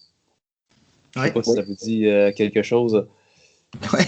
Déjà là, c'est comment tu peux avoir un vide. C'est exactement ce que Pierre disait. Tu ne peux pas avoir comment je te dirais bien ça? Tu peux pas nier qu'il y ait un vide sans qu'il y ait un plus en quelque part. Tu comprends ce que je veux dire? Il ne peut pas avoir de rien s'il n'y a pas de. Le rien ne naît pas de lui-même. C'est parce que son pendant inverse qui permet de. Je ne sais pas si tu comprends un peu ce que je veux dire, Pierre-Yves, quand tu disais tantôt qu'il ne peut pas avoir de vide sans qu'il y ait présence de quelque chose. C'est comme deux moins qui font un plus. Tu comprends? Bien sûr. Bien sûr. Et justement, j'allais dire même quelqu'un qui serait que dans l'immanence, donc on pourrait dire dans l'horizontale, se rendrait compte très très vite que cette horizontale est sacrée entre guillemets et il aurait une transcendance immanente en fait au final. Oui, il y a des. Nous, ça nous parle pas trop parce que la spiritualité européenne, elle est particulière. Mais par exemple, dans les régions extrêmes orientales, il y a les principes traditionnels transcendants. Ils existent, mais ils sont que pour l'élite. Et le peuple, on leur donne une philosophie complètement immanente, quoi. Ils vivent sans transcendance, hein, comme des fourmis. Hein. C'est ce qu'on a aujourd'hui, je pense. Moi, je suis sûr que notre élite, eux autres, qui ont une spiritualité au top de ce qui leur justifie de faire ce qu'ils veulent, puis nous autres, le petit peuple, ramassez les miettes, puis battez-vous entre vous autres pour une poignée de pinottes qui traînent à terre, puis astinez-vous pour les ismes qu'on va vous inventer. Tous les turiféraires du rationalisme et du matérialisme, ils ont tous fait partie de sociétés hermétiques, de je sais pas quoi. C'est dans toute leur page Wikipédia. Donc à un moment, il y a une parole pour le goyon, quoi, et puis il y a une parole pour les autres, quoi. C'est d'ailleurs, encore une fois, je vais référer un peu au passage du meilleur des mondes, mais je sais pas si tu te souviens de la scène à la fin où est-ce que le sauvage se retrouve dans le bureau de l'administrateur mondial. Il y a tous les livres possibles, imaginables de l'ancien monde, tous les livres des Corans. Ils savent toutes ces affaires-là, genre, c'est un peu comme l'équivalent du Vatican à une certaine époque, où est-ce qu'il y avait tout à l'index, ils mettaient tout à l'index, c'est pas bon pour le petit peuple de réfléchir, mais nous autres, on les garde toutes parce que c'est exactement ça, c'est exactement le même monde, je pense, qu'on est en train de voir. Tout à fait. Je dirais même, je suis d'accord avec vous, mais ça c'est peut-être mon côté complotiste qui parle, mais je pense que nos élites, c'est Mustapha Meunier justement dans Le meilleur des mondes, qui a du Shakespeare dans sa bibliothèque et que c'est interdit, enfin il n'y a pas de Shakespeare dans les bibliothèques publiques, mais j'ai l'impression qu'à notre époque, nos élites, elles ont une contre-spiritualité, c'est-à-dire que comme je sais pas la femme d'Elon Musk, quoi. C'est des gens, c'est des pour reprendre Salim Laibi, c'est des satanistes directement, quoi. Ils ont une transcendance descendante, quoi, on va dire, quoi. Très clairement. Puis d'ailleurs, moi j'ai l'impression que c'est des gens qui savent très clairement ce qu'ils font et que moi je pense que notre ami Elon Musk va vouloir ouvrir la conquête spatiale. Parce qu'on est dedans un peu. Tu sais. Je comprends pas d'ailleurs pourquoi on n'a pas commencé à coloniser la Lune ou Mars depuis longtemps, mais bon, ça fait quand même 70 ans qu'on envoie du monde dans l'espace et on n'avait pas été capable de faire plus dans les 70 dernières années. Qu'est-ce qu'on irait foutre là-bas? Sur Qu'est-ce Mars? qu'on va foutre là-bas? Moi, On je s'en pense fout. pas y aller, en fait. C'est-à-dire qu'ils le savent. Pour moi, c'est comme des rêves, c'est les mythes contemporains. Elon Musk, pour moi, c'est pas un scientifique, c'est un mythologue. C'est quelqu'un qui invente des mythes post-modernes et il le sait très Ils bien, vendent du hein. rêve, ouais, ils vendent du rêve. Ben, Voilà. moi, c'est sûr que là, il faut. Parce que là, c'est sûr que dans le nihilisme, moi, je voulais introduire différents aspects, notamment au niveau de l'idéologie malthusianisme. Je ne sais pas si vous connaissez Thomas Malthus. Oui. Répète, excuse-moi, j'ai pas entendu. Thomas Malthus, je ne sais pas si tu le Malthus, oui. connais. Parce que, veux pas, on s'enligne vers une surpopulation mondiale, d'une Mais certaine façon. Malthus, il s'est trompé, hein. Il a dit que l'humanité augmentait de manière exponentielle, tandis que les ressources augmentaient de manière mathématique. Et en fait, il s'est trompé. C'est-à-dire que moi, je suis sûr qu'aujourd'hui, on pourrait avoir 100 milliards d'humains sur la Terre et on réussirait à donner à bouffer à tout le monde. Seulement, on vivrait en enfer, quoi. Ben, ça serait le soleil vert. Ce serait l'enfer. C'est pas une question c'est pas une question de ressources, tu vois. Ouais, mais du coup, pour moi, Malthus, ça peut être intéressant, mais c'est que pour que les théories malthusiennes arrivent, il faut arrêter la technologie. D'une C'est certaine tout simple. façon, oui. C'est tout simple. En fait, sur Terre, on n'a rien sans rien. En fait, tu augmentes le confort matériel, tu donnes l'électricité à tout le monde, la médecine à tout le monde, et ben 100 ans après, c'est le cloaque comportemental, exactement comme dans l'expérience de Kaloun. Les rats, tu les mets dans un paradis pour rats, et puis quelques années après, c'est l'incroyable foutoir et tout le monde s'entretue, quoi. Et ben c'est pareil chez les êtres humains, quoi. Sauf que nous, ça va prendre beaucoup plus de temps, parce on est des animaux entre guillemets largement supérieurs aux rats. Donc, comme dit Ralph, ça peut aller jusqu'à peut-être pas 100 milliards, mais bien 40 milliards, moi je dis. Et ce monde-là, ça sera un enfer. C'est-à-dire que chaque vie individuelle aura de moins en moins de poids, de moins en moins d'intérêt, de moins en moins de valeur dans un monde où on est de plus en plus nombreux, quoi. Et de Ben, il moins faut en moins de s'imaginer sens. De moins en moins de sens. Quel est ton. À quoi ça sert? Déjà, on est 8 milliards sur la Terre. La valeur marginale d'un humain. Je dis, moi, j'adore les bouquins du 18e et tout ça. À l'époque, il y avait 1 milliard de personnes sur Terre, sachant que tout le monde était, on s'en foutait du reste du monde. Il n'y avait que l'Europe qui comptait. Et la vie de chaque humain avait une importance incroyable. Je veux dire, tu prenais une place à l'opéra à Venise, tu connaissais toute l'intelligentsia et tout le. Enfin, je veux dire, tout le monde connaissait tout le monde. Tu rencontrais le pape en 3 secondes. C'était des vies incroyables. C'était des vies incroyables. Aujourd'hui, c'est la queue à Disneyland. Tu vois, comme quand tu veux aller à Space Mountain, tu vois la queue à Disneyland, mais partout, quoi. Tu vois. Et tu fais 3 secondes de ton Space Mountain pourri, et puis c'est tout, quoi. C'est nul, en fait. Oui, on perd de la valeur, mais moi, je pense que c'est un peu le nombre d'humains par rapport à une surface donnée. Parce que si on irait, mettons, sur Mars, ben là, par exemple, on vient d'accroître de grandement le territoire possible de l'humain, puis là, les gens vivraient un peu sur Mars comme les premiers colons américains pendant la découverte de l'Amérique. Tu sais, je veux dire, il y avait des fondements. Il serait complètement dépendant de la technologie, de la matière, parce qu'il vivrait dans un environnement artificiel. Franchement, quand tu parles des Américains, c'est avant la révolution industrielle. Donc les gars, ils sont en chariot, ils doivent chasser pour manger. Les Indiens, faut les buter à main nue. Il n'y a pas d'histoire. Ça, c'était pas cool, ça. Ça, c'est vraiment une page sombre, je trouve, de la faillite de notre humanité, je pense. Elle a commencé bien avant la Première Guerre mondiale ou la Deuxième Guerre mondiale. Oui, non, mais c'est pas... Pour moi, la faillite de l'humanité, elle a commencé à la révolution industrielle, en fait. Parce que les êtres humains, de 1750, même en Occident, vivaient comme les Sumériens en 3000 avant Jésus-Christ, quoi. Ils se déplaçaient en chevaux, ils avaient des bougies, ils avaient des maisons en pierre ou en bois. Mais une fois que tu commences à mettre le moteur, l'électricité, la science moderne et tout, eh ben, tu as un pullulement généralisé de l'être humain, des êtres humains. On passe de 1 milliard en 1850, je crois, quelque chose comme ça, à 8 C'est ça. milliards en 2000, et puis en 2050, on sera 15 milliards, et puis en 2100, on sera 40 milliards à ce rythme-là, quoi. Donc, du coup, il y a, et là, par rapport à ça, c'est là où il faut être dans l'espoir, c'est pas le désespoir, c'est-à-dire acter le fait que l'humanité, elle vit une exponentielle, si tu prends un peu de hauteur sur les événements, et qu'une exponentielle, elle s'arrête jamais, en fait. Donc, du coup, on peut pas bien vivre dans un monde surpeuplé, et que de toute manière, l'être humain, il inventera toujours des solutions pour pouvoir survivre, voilà, quitte à bouffer du cadavre, quitte à habiter dans des clapiers géants ou Tu dans sais des que c'est comme terres. ça que ça va. Tu sais que c'est comme ça que ça va finir.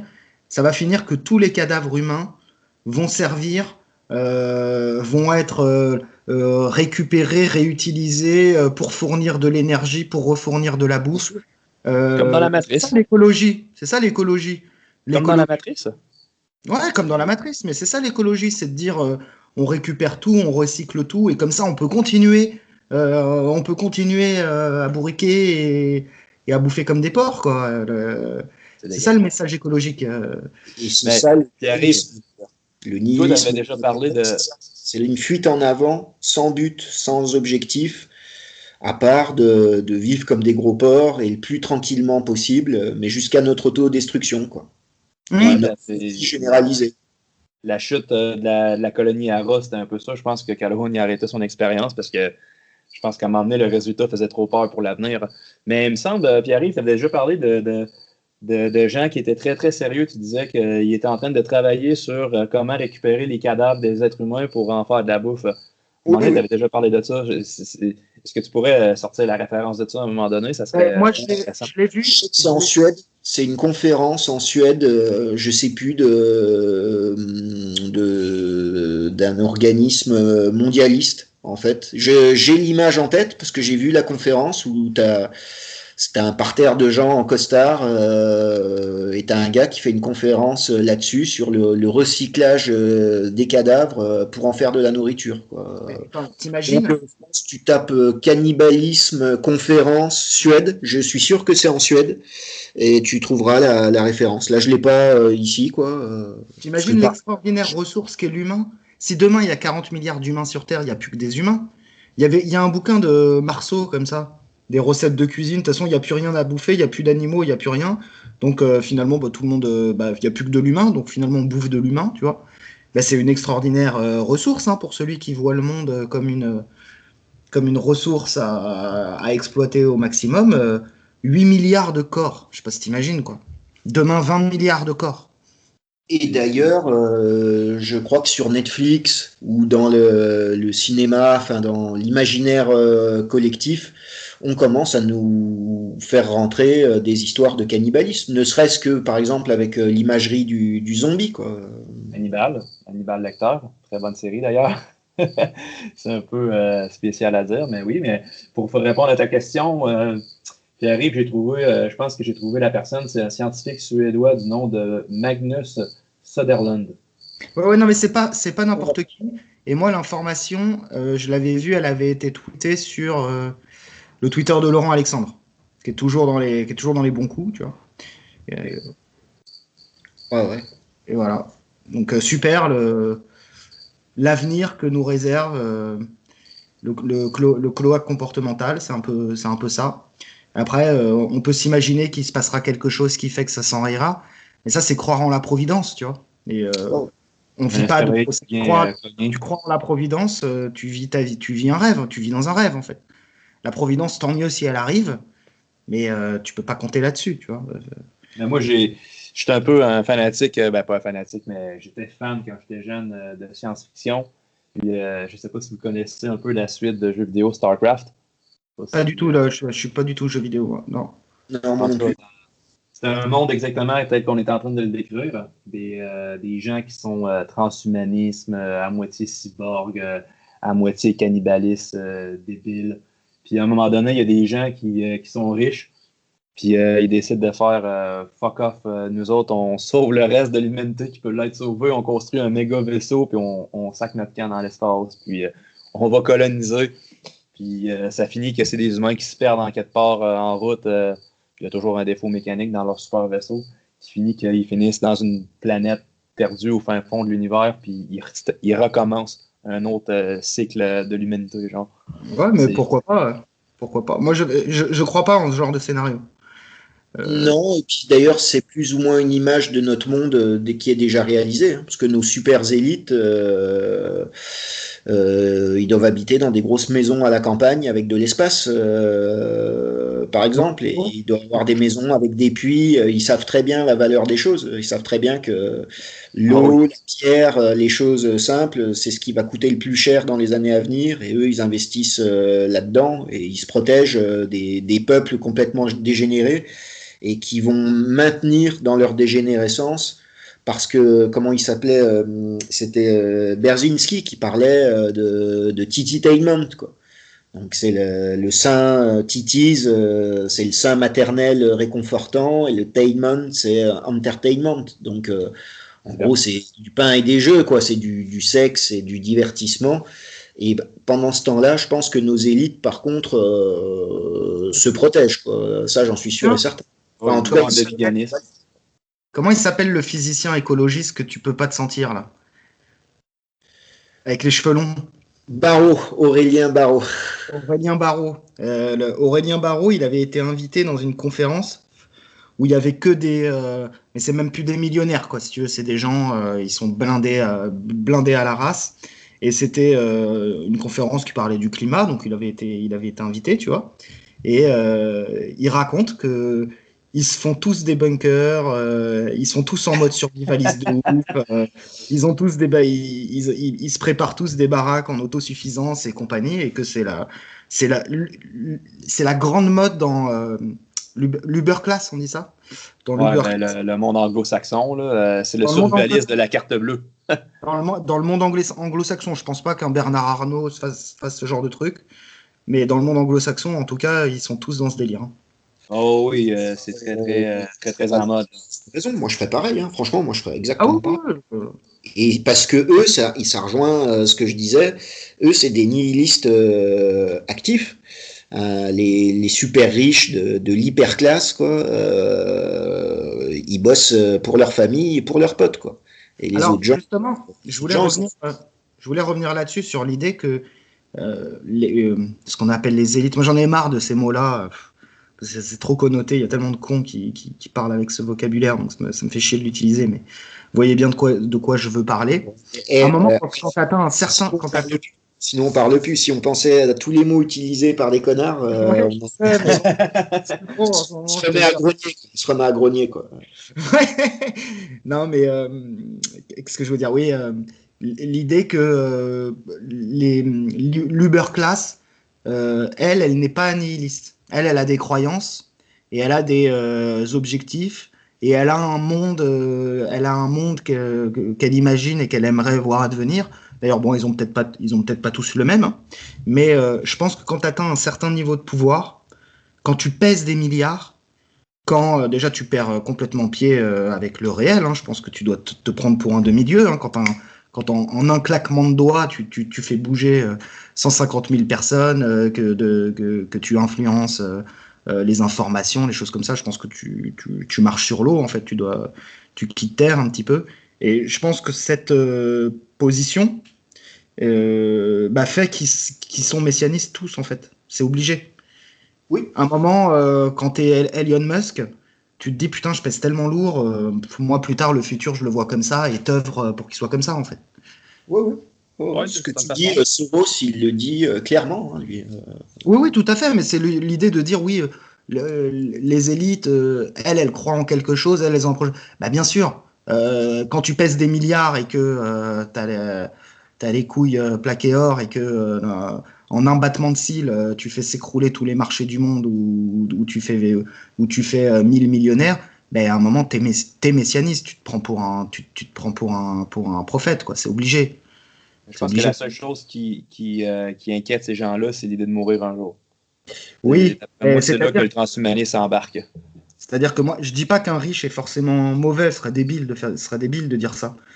Mais à un moment, forcément, quand tu es un Soros, c'est encore Soros, il est très connu, mais en fait, c'est pas le plus riche et le plus influent. Le plus influent, tu sauras jamais qui c'est, en fait. T'as forcément une hubris à un moment, quoi. Tu deviens forcément taré, quoi. Ça doit rendre taré. L'être humain n'est pas fait pour posséder 100 milliards de dollars, avoir 1 million de personnes à son service. C'est pas possible, tu vois. Ça crée des fous. Ça crée nécessairement des fous. Ça crée des problèmes psychiques. Ah bah oui, c'est clair et net. D'ailleurs, passons à Caligula, par exemple, à Rome. Oui, oui. Complètement taré, gars.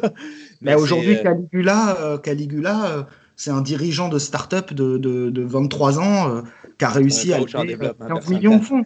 Caligula, c'est plus rien, tu vois. Maintenant, les mecs, mais ils ont atteint des niveaux qu'on n'imagine même plus. Comment il s'appelle, le gars d'Amazon toi, tu parles de Jeff Bezos. Bezos, il y a une journée, il s'est fait 3 milliards dans la journée. Le mec, tu deviens fou, quoi. Qu'est-ce qu'il veut, Bezos? Quelle est la vision du monde de Bezos? Lui, c'est l'influence. Lui, il peut agir sur le monde. Bah, moi, je ne sais pas ce qu'il pense. Je sais que les dirigeants de Google, par exemple, qu'on ne voit jamais, ils sont complètement flippants, eux. Ils sont complètement tarés. Hein. Ils veulent downloader un cerveau parce que les dirigeants de Google pensent que l'homme n'est que la somme des informations qui le composent. Donc en fait, c'est pour ça qu'ils stockent de l'information comme des gros malades. C'est parce qu'ils s'imaginent qu'un jour, on arrivera à avoir la globalité des informations et on pourra les downloader et les réuploader dans une machine ou dans un autre corps. Tu vois, c'est des mecs qui pensent à des trucs comme ça, tu vois. C'est l'absence de l'âme. C'est clairement l'absence de l'âme chez l'être humain. C'est un contenant. Ah, pour eux, il n'y a pas d'âme. Alors après, moi, je pense que leur projet, il n'aboutira jamais. Mais imagine ce qu'ils peuvent découvrir en chemin, tu vois. Et eux, ils ont une vision du monde terrifiante. C'est terrifiant. Je ne sais pas si vous avez déjà écouté la chaîne du docteur Rando Redotto. Moi, je le connaissais au début, ouais. Bon, il a recommencé un peu ses activités, puis à un moment donné, il avait fait une vidéo qui parlait exactement de ça. De comment downloader. Il travaillait sur ses. Il disait qu'il y avait des gens dans Google, justement, qui travaillaient pour ça, puis tout à fait, ouais. C'est du satanisme. C'est carrément collecter les âmes des personnes, parce que c'est ça. Quand tu auras fabriqué des sous-humains qui fonctionnent qu'avec leur âme basse, aujourd'hui, on est capable de cerner la personnalité des individus avec seulement 10 commentaires qu'il a laissés sur Facebook. En fait, on a des individus qui deviennent complètement animalisés, robotisés. Et bah, en fait, une fois qu'on aura tué leur âme, et bah, peut-être qu'on pourra les downloader. Peut-être, j'en sais rien. Ouais. Encore mieux les domestiquer, mais moi, c'est sûr que j'ai arrêté d'écrire sur Facebook depuis longtemps. Parce que moi je vous le dis, les gars, c'est clair que chaque commentaire est relu et analysé par une équipe de psychologues, sociologues, psychologues, que sais-je. Puis c'est analysé. Tu leur donnes de la métadonnée, en fait. Tu travailles pour eux. Exactement. Il faut juste pas parler. Il faut être nihiliste, comme on dit. Il faut juste s'en foutre. En guillemets. Ouais. Faut pas s'en préoccuper, genre, parce que, honnêtement, moi, je pense que ce qui est en train de tuer le monde aussi, c'est un peu les réseaux sociaux, indirectement. Je suis d'accord avec toi. Moi, je remarque que depuis 5 ans, le monde a considérablement changé depuis, ne serait-ce que depuis Tinder, là. Moi, j'ai l'impression que les rapports sont depuis qu'il y a des sites de rencontres comme ça sur les téléphones portables, du coup, les gens ne se chopent plus au travail, c'est devenu vachement difficile. En fait, ça a tué la séduction. Depuis qu'il y a les réseaux sociaux, les gens cultivent des amitiés artificielles et superficielles sur les réseaux sociaux sans jamais se voir. Du coup, ils n'estiment pas nécessaire de se faire un pote au boulot ou ce genre de truc, puisqu'ils ont leur vie virtuelle. Donc en fait, on est en train de tout artificiel. Le réseau social, l'application est en train de tout artificialiser. Je ne veux pas faire le vieux con en réac, mais c'est des technologies qu'on n'a pas domestiquées encore, quoi. On est en train de se faire complètement happer par ça, quoi. Ouais, mais la technologie, tu la domestiques pas, c'est elle qui domestique les gens.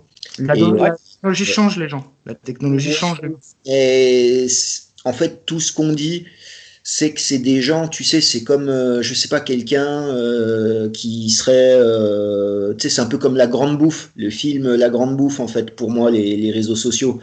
C'est qu'il faut bien se dire, par contre, que ces gens-là, dans 5 ans, ils ont le cerveau grillé. Ouais. Et donc, ils sont déjà morts, en fait. Et donc, c'est ça aussi à comprendre. C'est que, ok, ça nique les relations humaines ou quoi que ce soit, mais ça leur nique la tête, en fait, les gens. Ils ont plus de concentration. C'est des légumes, en fait, tout simplement. C'est Donc, très vrai. il n'y a pas. Là, pour le coup, il y a rien à. Ils vont rien faire de mal ou quoi. C'est qu'ils vont s'auto-détruire, en fait. Ce qui est quand même choquant d'une façon, là, c'est que c'est plus difficile d'être tout seul dans une pièce au fin fond d'un bois, par exemple, avec des livres, sans Internet, sans téléphone, que d'aller en voyage. C'est aberrant, pareil, quand on y pense. Je peux prendre l'avion, c'est moins dur pour le corps, on dirait que ça requiert moins de discipline Ah non, mais tout à que, fait. que de partir en voyage. De partir en voyage, c'est tellement facile aujourd'hui par rapport à ce que les gens vivaient comme nos grands-parents, par exemple. Nos grands-parents, eux autres, c'était facile pour eux d'être chez eux, pas de téléphone, pas d'Internet, pas de télé, rien. Ils pouvaient prendre des livres, puis ils pouvaient se concentrer des heures et des heures sur quelque chose, puis ça aboutissait à quelque chose. Aujourd'hui, on est toujours en surface des choses. Mais C'est... en fait, ce dont tu parlais au début, l'ascèse, Oui, la contemplation, qui est totalement dénigrée aujourd'hui au profit de l'action, et qui sont essentielles à l'homme. ouais, c'est vrai. Parce que sinon, si tu es dans une action perpétuelle, ça ne sert à rien. Tu es comme, le rat dans sa roue. Ouais. Et donc, Mes amis me trouvent quasiment façon, cinglé d'avoir fait ça, honnêtement. Ils pensent que oui, j'étais un espèce... Ils pensaient que j'étais un drogué quasiment pour avoir fait ça. Mais qu'est-ce honnêtement, qu'ils faisaient, les c'est... gens avant, ils faisaient des retraites. Ils arrêtaient de parler. J'ai même envie de dire, ils arrêtaient de lire. Ils arrêtaient de tout. Et ils se concentraient. C'est dans la contemplation. C'est de la méditation. Tous les hommes savent, tous les hommes de tous les temps savent que c'est quelque chose d'absolument essentiel à l'équilibre psychique. Et là, je suis pas en train de faire un reproche à tout le monde. Hein. Moi, je fais pas des retraites où je me retrouve tout seul, sans rien lire, sans rien faire. Hein. Mais c'est quelque chose qui a été complètement ringardisé. Oui. Et on a formaté les cerveaux pour que les gens ne parviennent plus à le faire, en fait, ne trouvent plus d'intérêt à le faire. Bah, déjà, rien que le fait de produire du contenu, parce qu'il y a aussi une différence entre être spectateur, parce que moi aussi, je dis ça, j'y suis très souvent, pas sur les réseaux sociaux, mais sur YouTube ou quoi.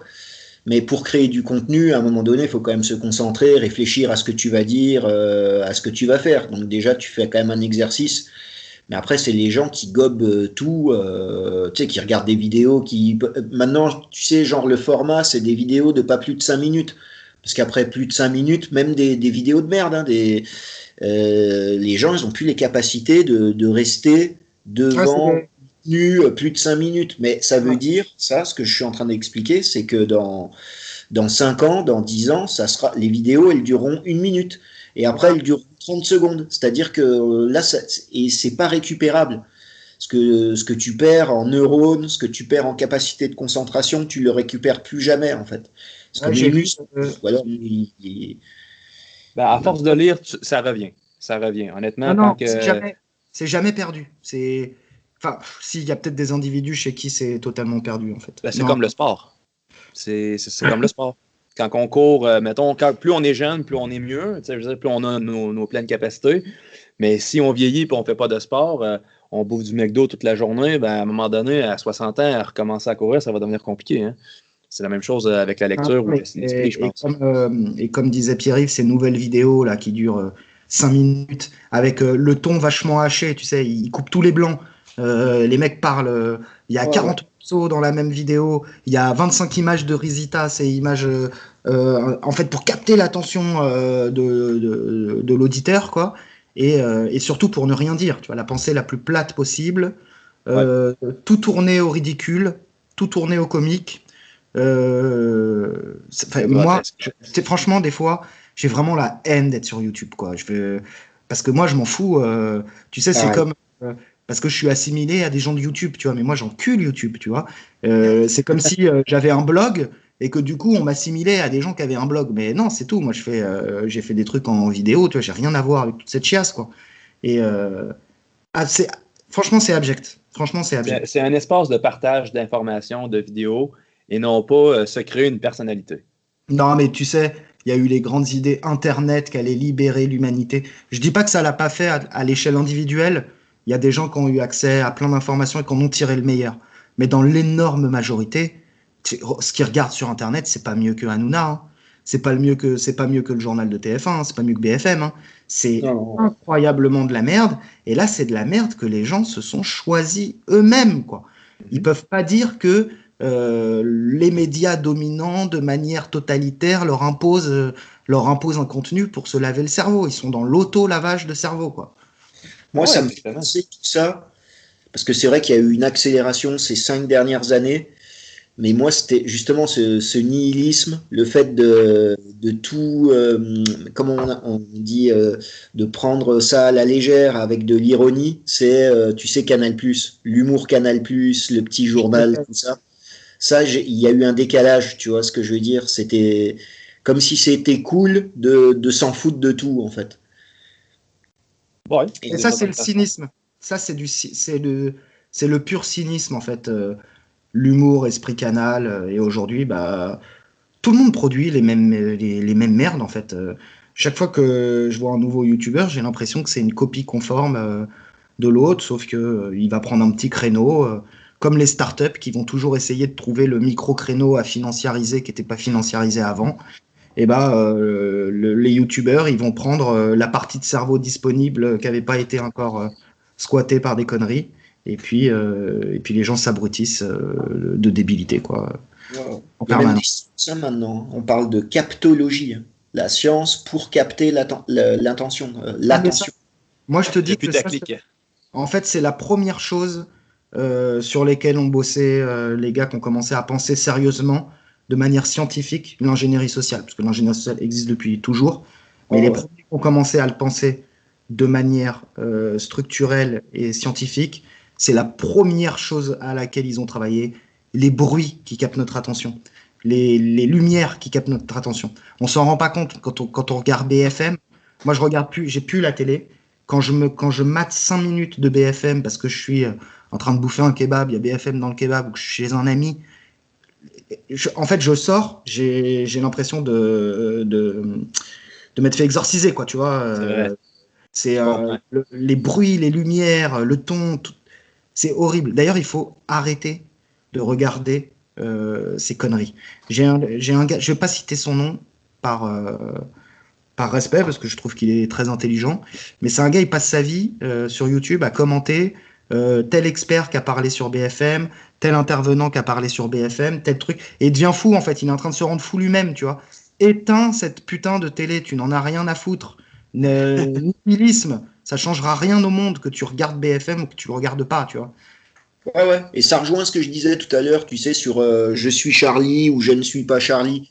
C'est-à-dire que le système, que tu sois à fond dans le système ou que tu sois contre le système, t'en fais quand même partie. Il faut s'extraire de ça, en fait.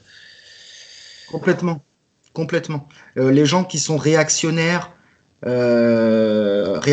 par principe, ils vont aller voir le SJW le plus débile, qui a des cheveux bleus et qui se fait des opérations de chirurgie esthétique pour ressembler à un dauphin parce qu'il est transspéciste. On s'en branle.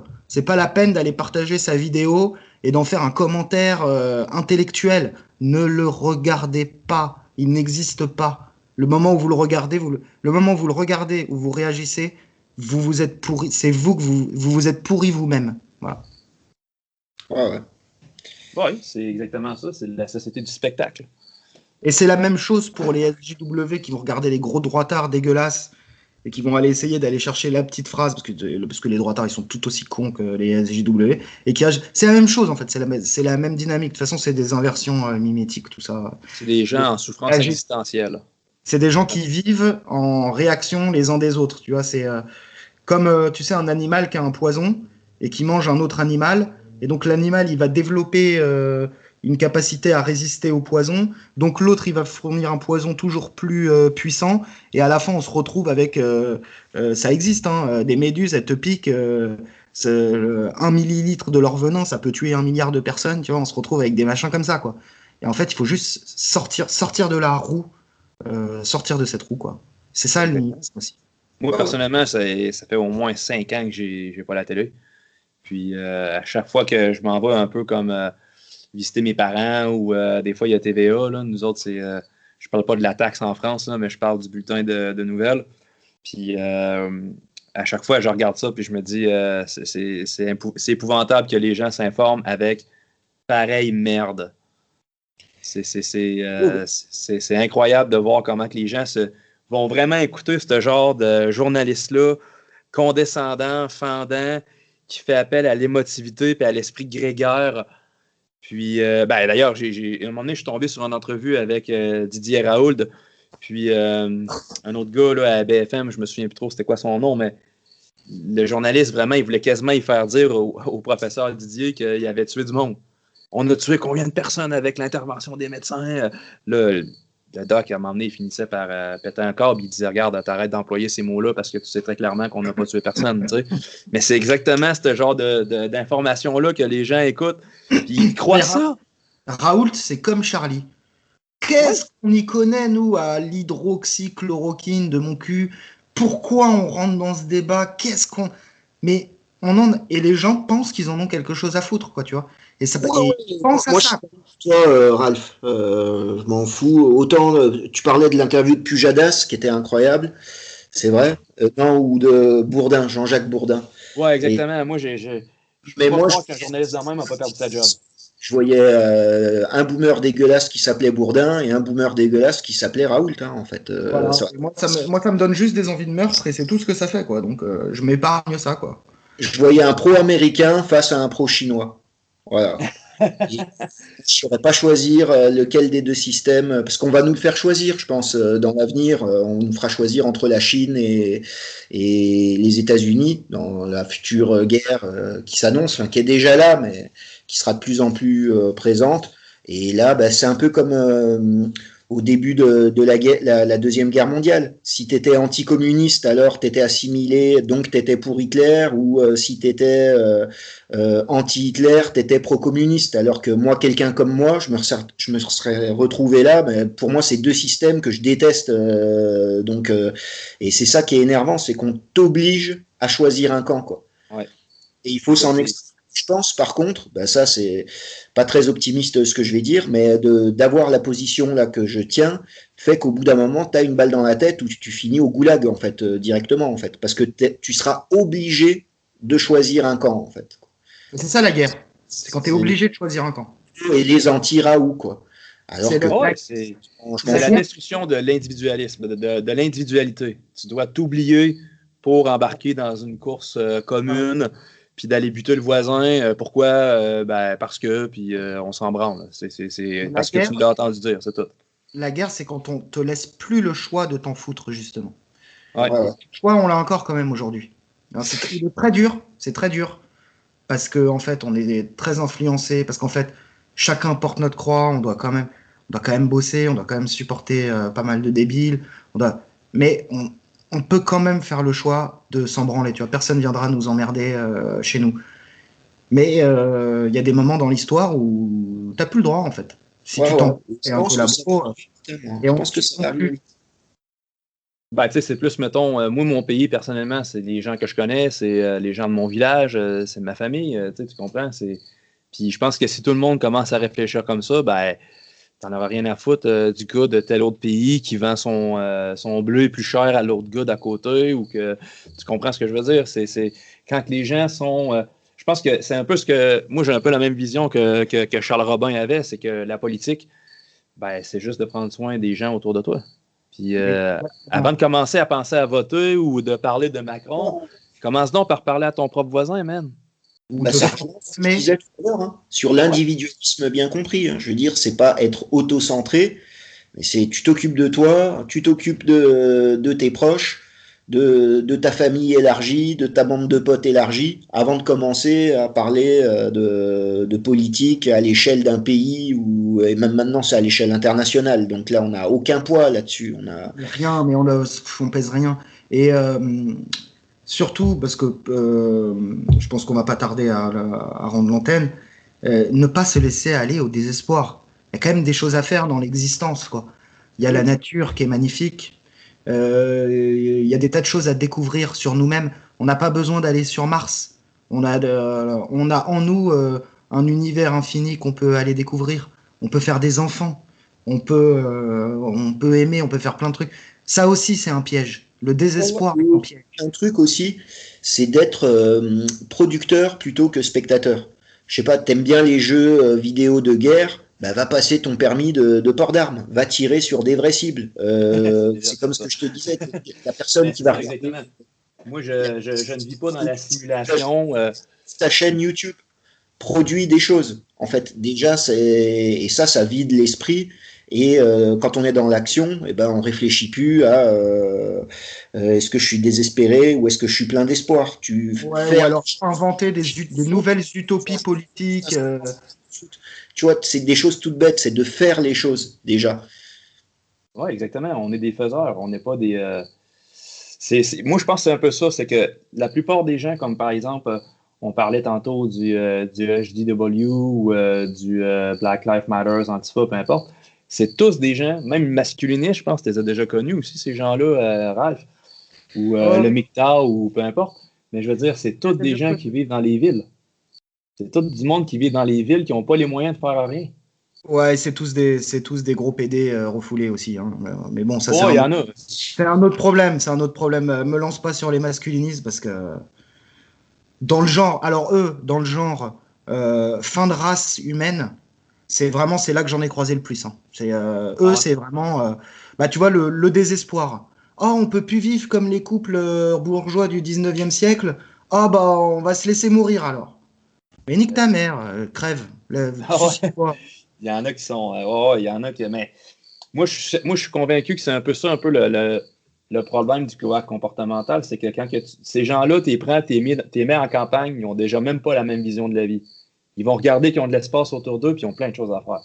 Maintenant, ça, c'est. Le désespoir, c'est aussi quelque chose qui arrange complètement le système. Oh, c'est sûr. Un désespéré, c'est génial. Il n'y a rien de mieux que ça.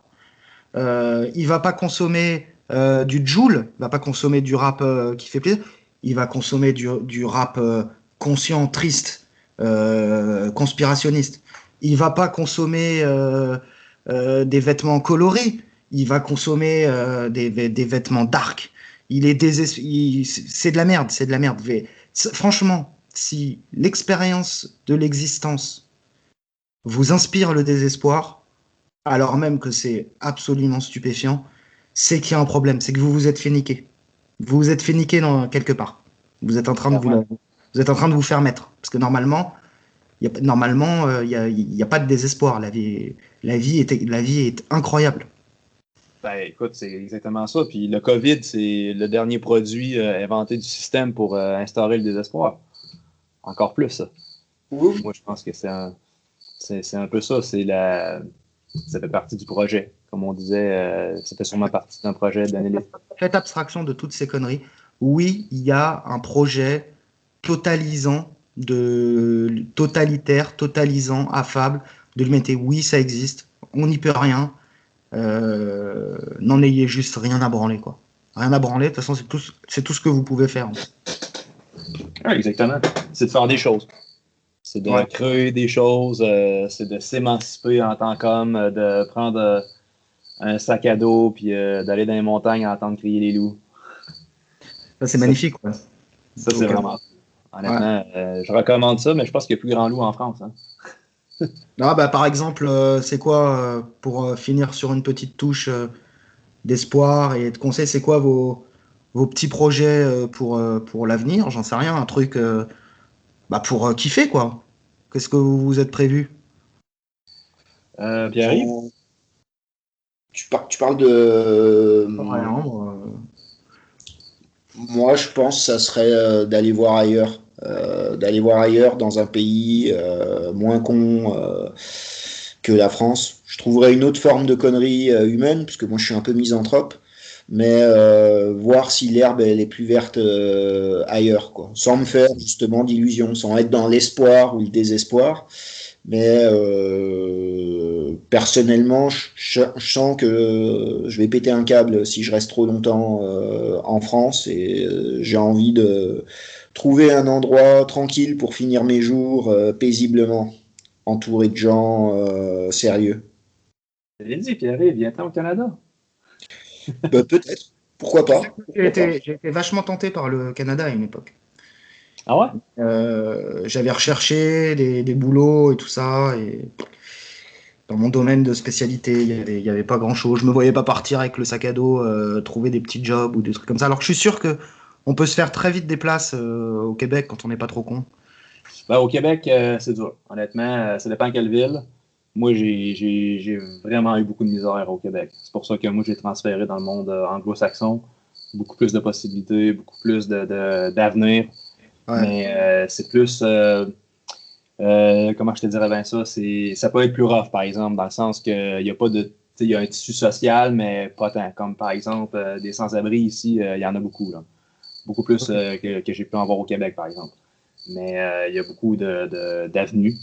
Moi, mon objectif, personnellement, moi, c'est un peu comme Pierre-Yves, sauf que moi, je finis mes cours de pilote. Je suis en train de faire pilotage présentement. Moi, j'ai toujours été un explorateur dans l'âme, si je peux dire ça comme ça. Fait que moi, c'est faire mes leçons de pilote, puis après ça, changer de pays un peu, puis voyager le monde. Voyager dans le monde partout, voir tous les pays, rencontrer des gens de partout. Moi, j'ai voyagé, puis à chaque fois, ça me fascine. Pour moi, quand je vois un aéroport, c'est une porte ouverte vers le monde. C'est un peu comme la porte des étoiles, mais moins romancée, mettons. Bah moi, c'est un peu dans le même esprit, parce que j'ai envie de m'acheter une camionnette pourrie et de l'aménager en camping-car de fortune. Comme ça, t'as pas de camping-car, parce que quand t'as un camping-car, t'es obligé d'aller sur les aires de camping-car avec tous les gros cons. Alors que quand t'as un camion, tu peux le garer partout, tu vois.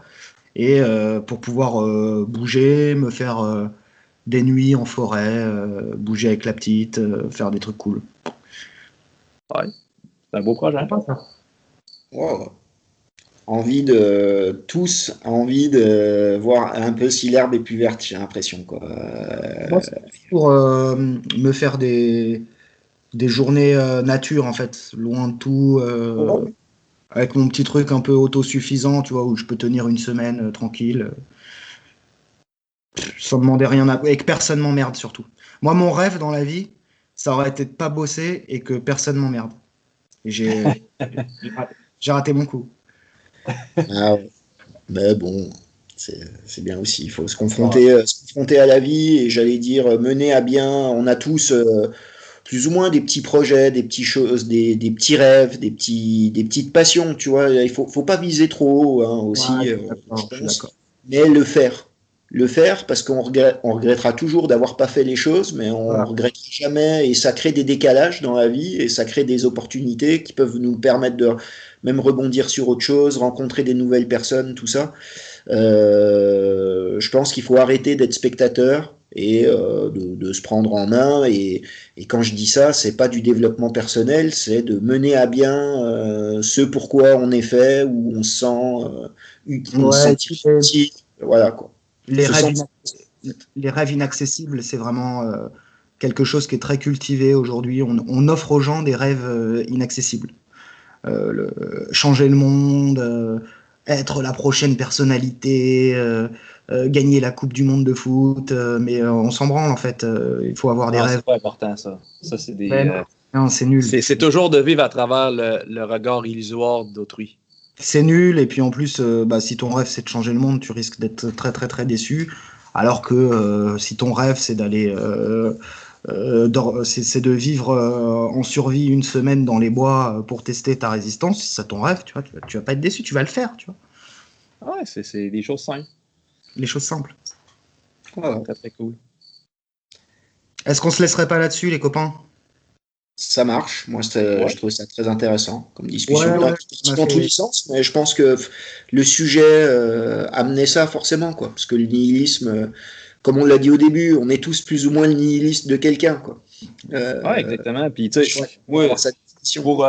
pour rebondir un peu sur peut-être un projet futur, pourquoi pas, c'est que moi, dans le fond, j'avais pensé qu'on peut dire que notre civilisation a été un peu basée sur les 10 commandements, si on peut dire ça comme ça grossièrement. Ben, pourquoi pas y aller avec les 10 commandements du nouvel ordre qui s'en vient peut-être, avec d'autres thèmes comme on vient de parler du nihilisme. Moi, je parlerais un peu du matérialisme dans un autre podcast, ça serait intéressant. D'individualisme, du positivisme, de l'utilitarisme, notamment avec Thomas Hobbes, puis de l'existentialisme, du malthusianisme, puis plusieurs autres thèmes comme ça. Les autres, là, j'ai fait plusieurs ismes, mais il n'y en a pas 10, mais les autres, ça serait un peu, je ne sais pas qu'est-ce que vous en pensez, ça serait une bonne suite de podcasts sur un sujet intéressant, sur plusieurs aspects. Le malthusianisme, ça pourrait être super, mais finalement, ça va nous ramener un peu au même sujet que ce qu'on a parlé aujourd'hui. Alors, je sais pas, ouais, faudrait réfléchir à quelque chose, ouais, pourquoi pas, avec grand plaisir. Cool. Ça serait un bon projet, ça serait une suite de podcasts que vous pourriez mettre dans vos ouais. Et puis, comme ce podcast, il est réservé dans un premier temps, parce que peut-être qu'il sortira en public aux contributeurs de Pierre-Yves Lenoble et aux miens, et d'abord, on remercie tous les contributeurs. Et puis, pour ceux qui découvriront l'émission plus tard, sachez que sur nos chaînes respectives, si vous contribuez à minima, hein, voilà, c'est une toute petite contribution, vous avez accès à pléthore de podcasts inédits sur tous les sujets possibles et inimaginables. Ça commence à être bien fourni. Donc, vous contribuez une seule fois et vous avez accès à des dizaines, mais peut-être même des trentaines d'heures de podcasts maintenant. Donc, c'est plutôt une bonne affaire. Voilà. Et nous, ça nous aide bien. Excellent. Donc, merci encore pour l'invitation. Avec plaisir, Max. Et ça m'a fait très, très plaisir de parler avec toi. Et ça fait plaisir de voir qu'on n'est pas tout seul à penser ce qu'on pense. Parce que c'est vrai que si on parle de tout ça à plein de gens, on est des extraterrestres, quoi, tu vois. Ah ouais, je sais. Je comprends qu'est-ce que être l'exclu ou la personne weird, un peu bizarre, je comprends qu'est-ce que... c'est ça aussi qui est bien, c'est... tu vois, il y a l'aspect très négatif des réseaux sociaux, mais il y a aussi l'aspect positif que on peut trouver la petite lumière de gars sympas dans les ténèbres, tu vois, on la trouve plus facilement, tu vois. Vrai reconnaissent vrai, comme disait Roy Enoch. Vrai reconnaissent vrai, ouais. Bon, les gars, je vous laisse et puis passez une excellente soirée et excellente soirée à tous les auditeurs. Merci, vous aussi.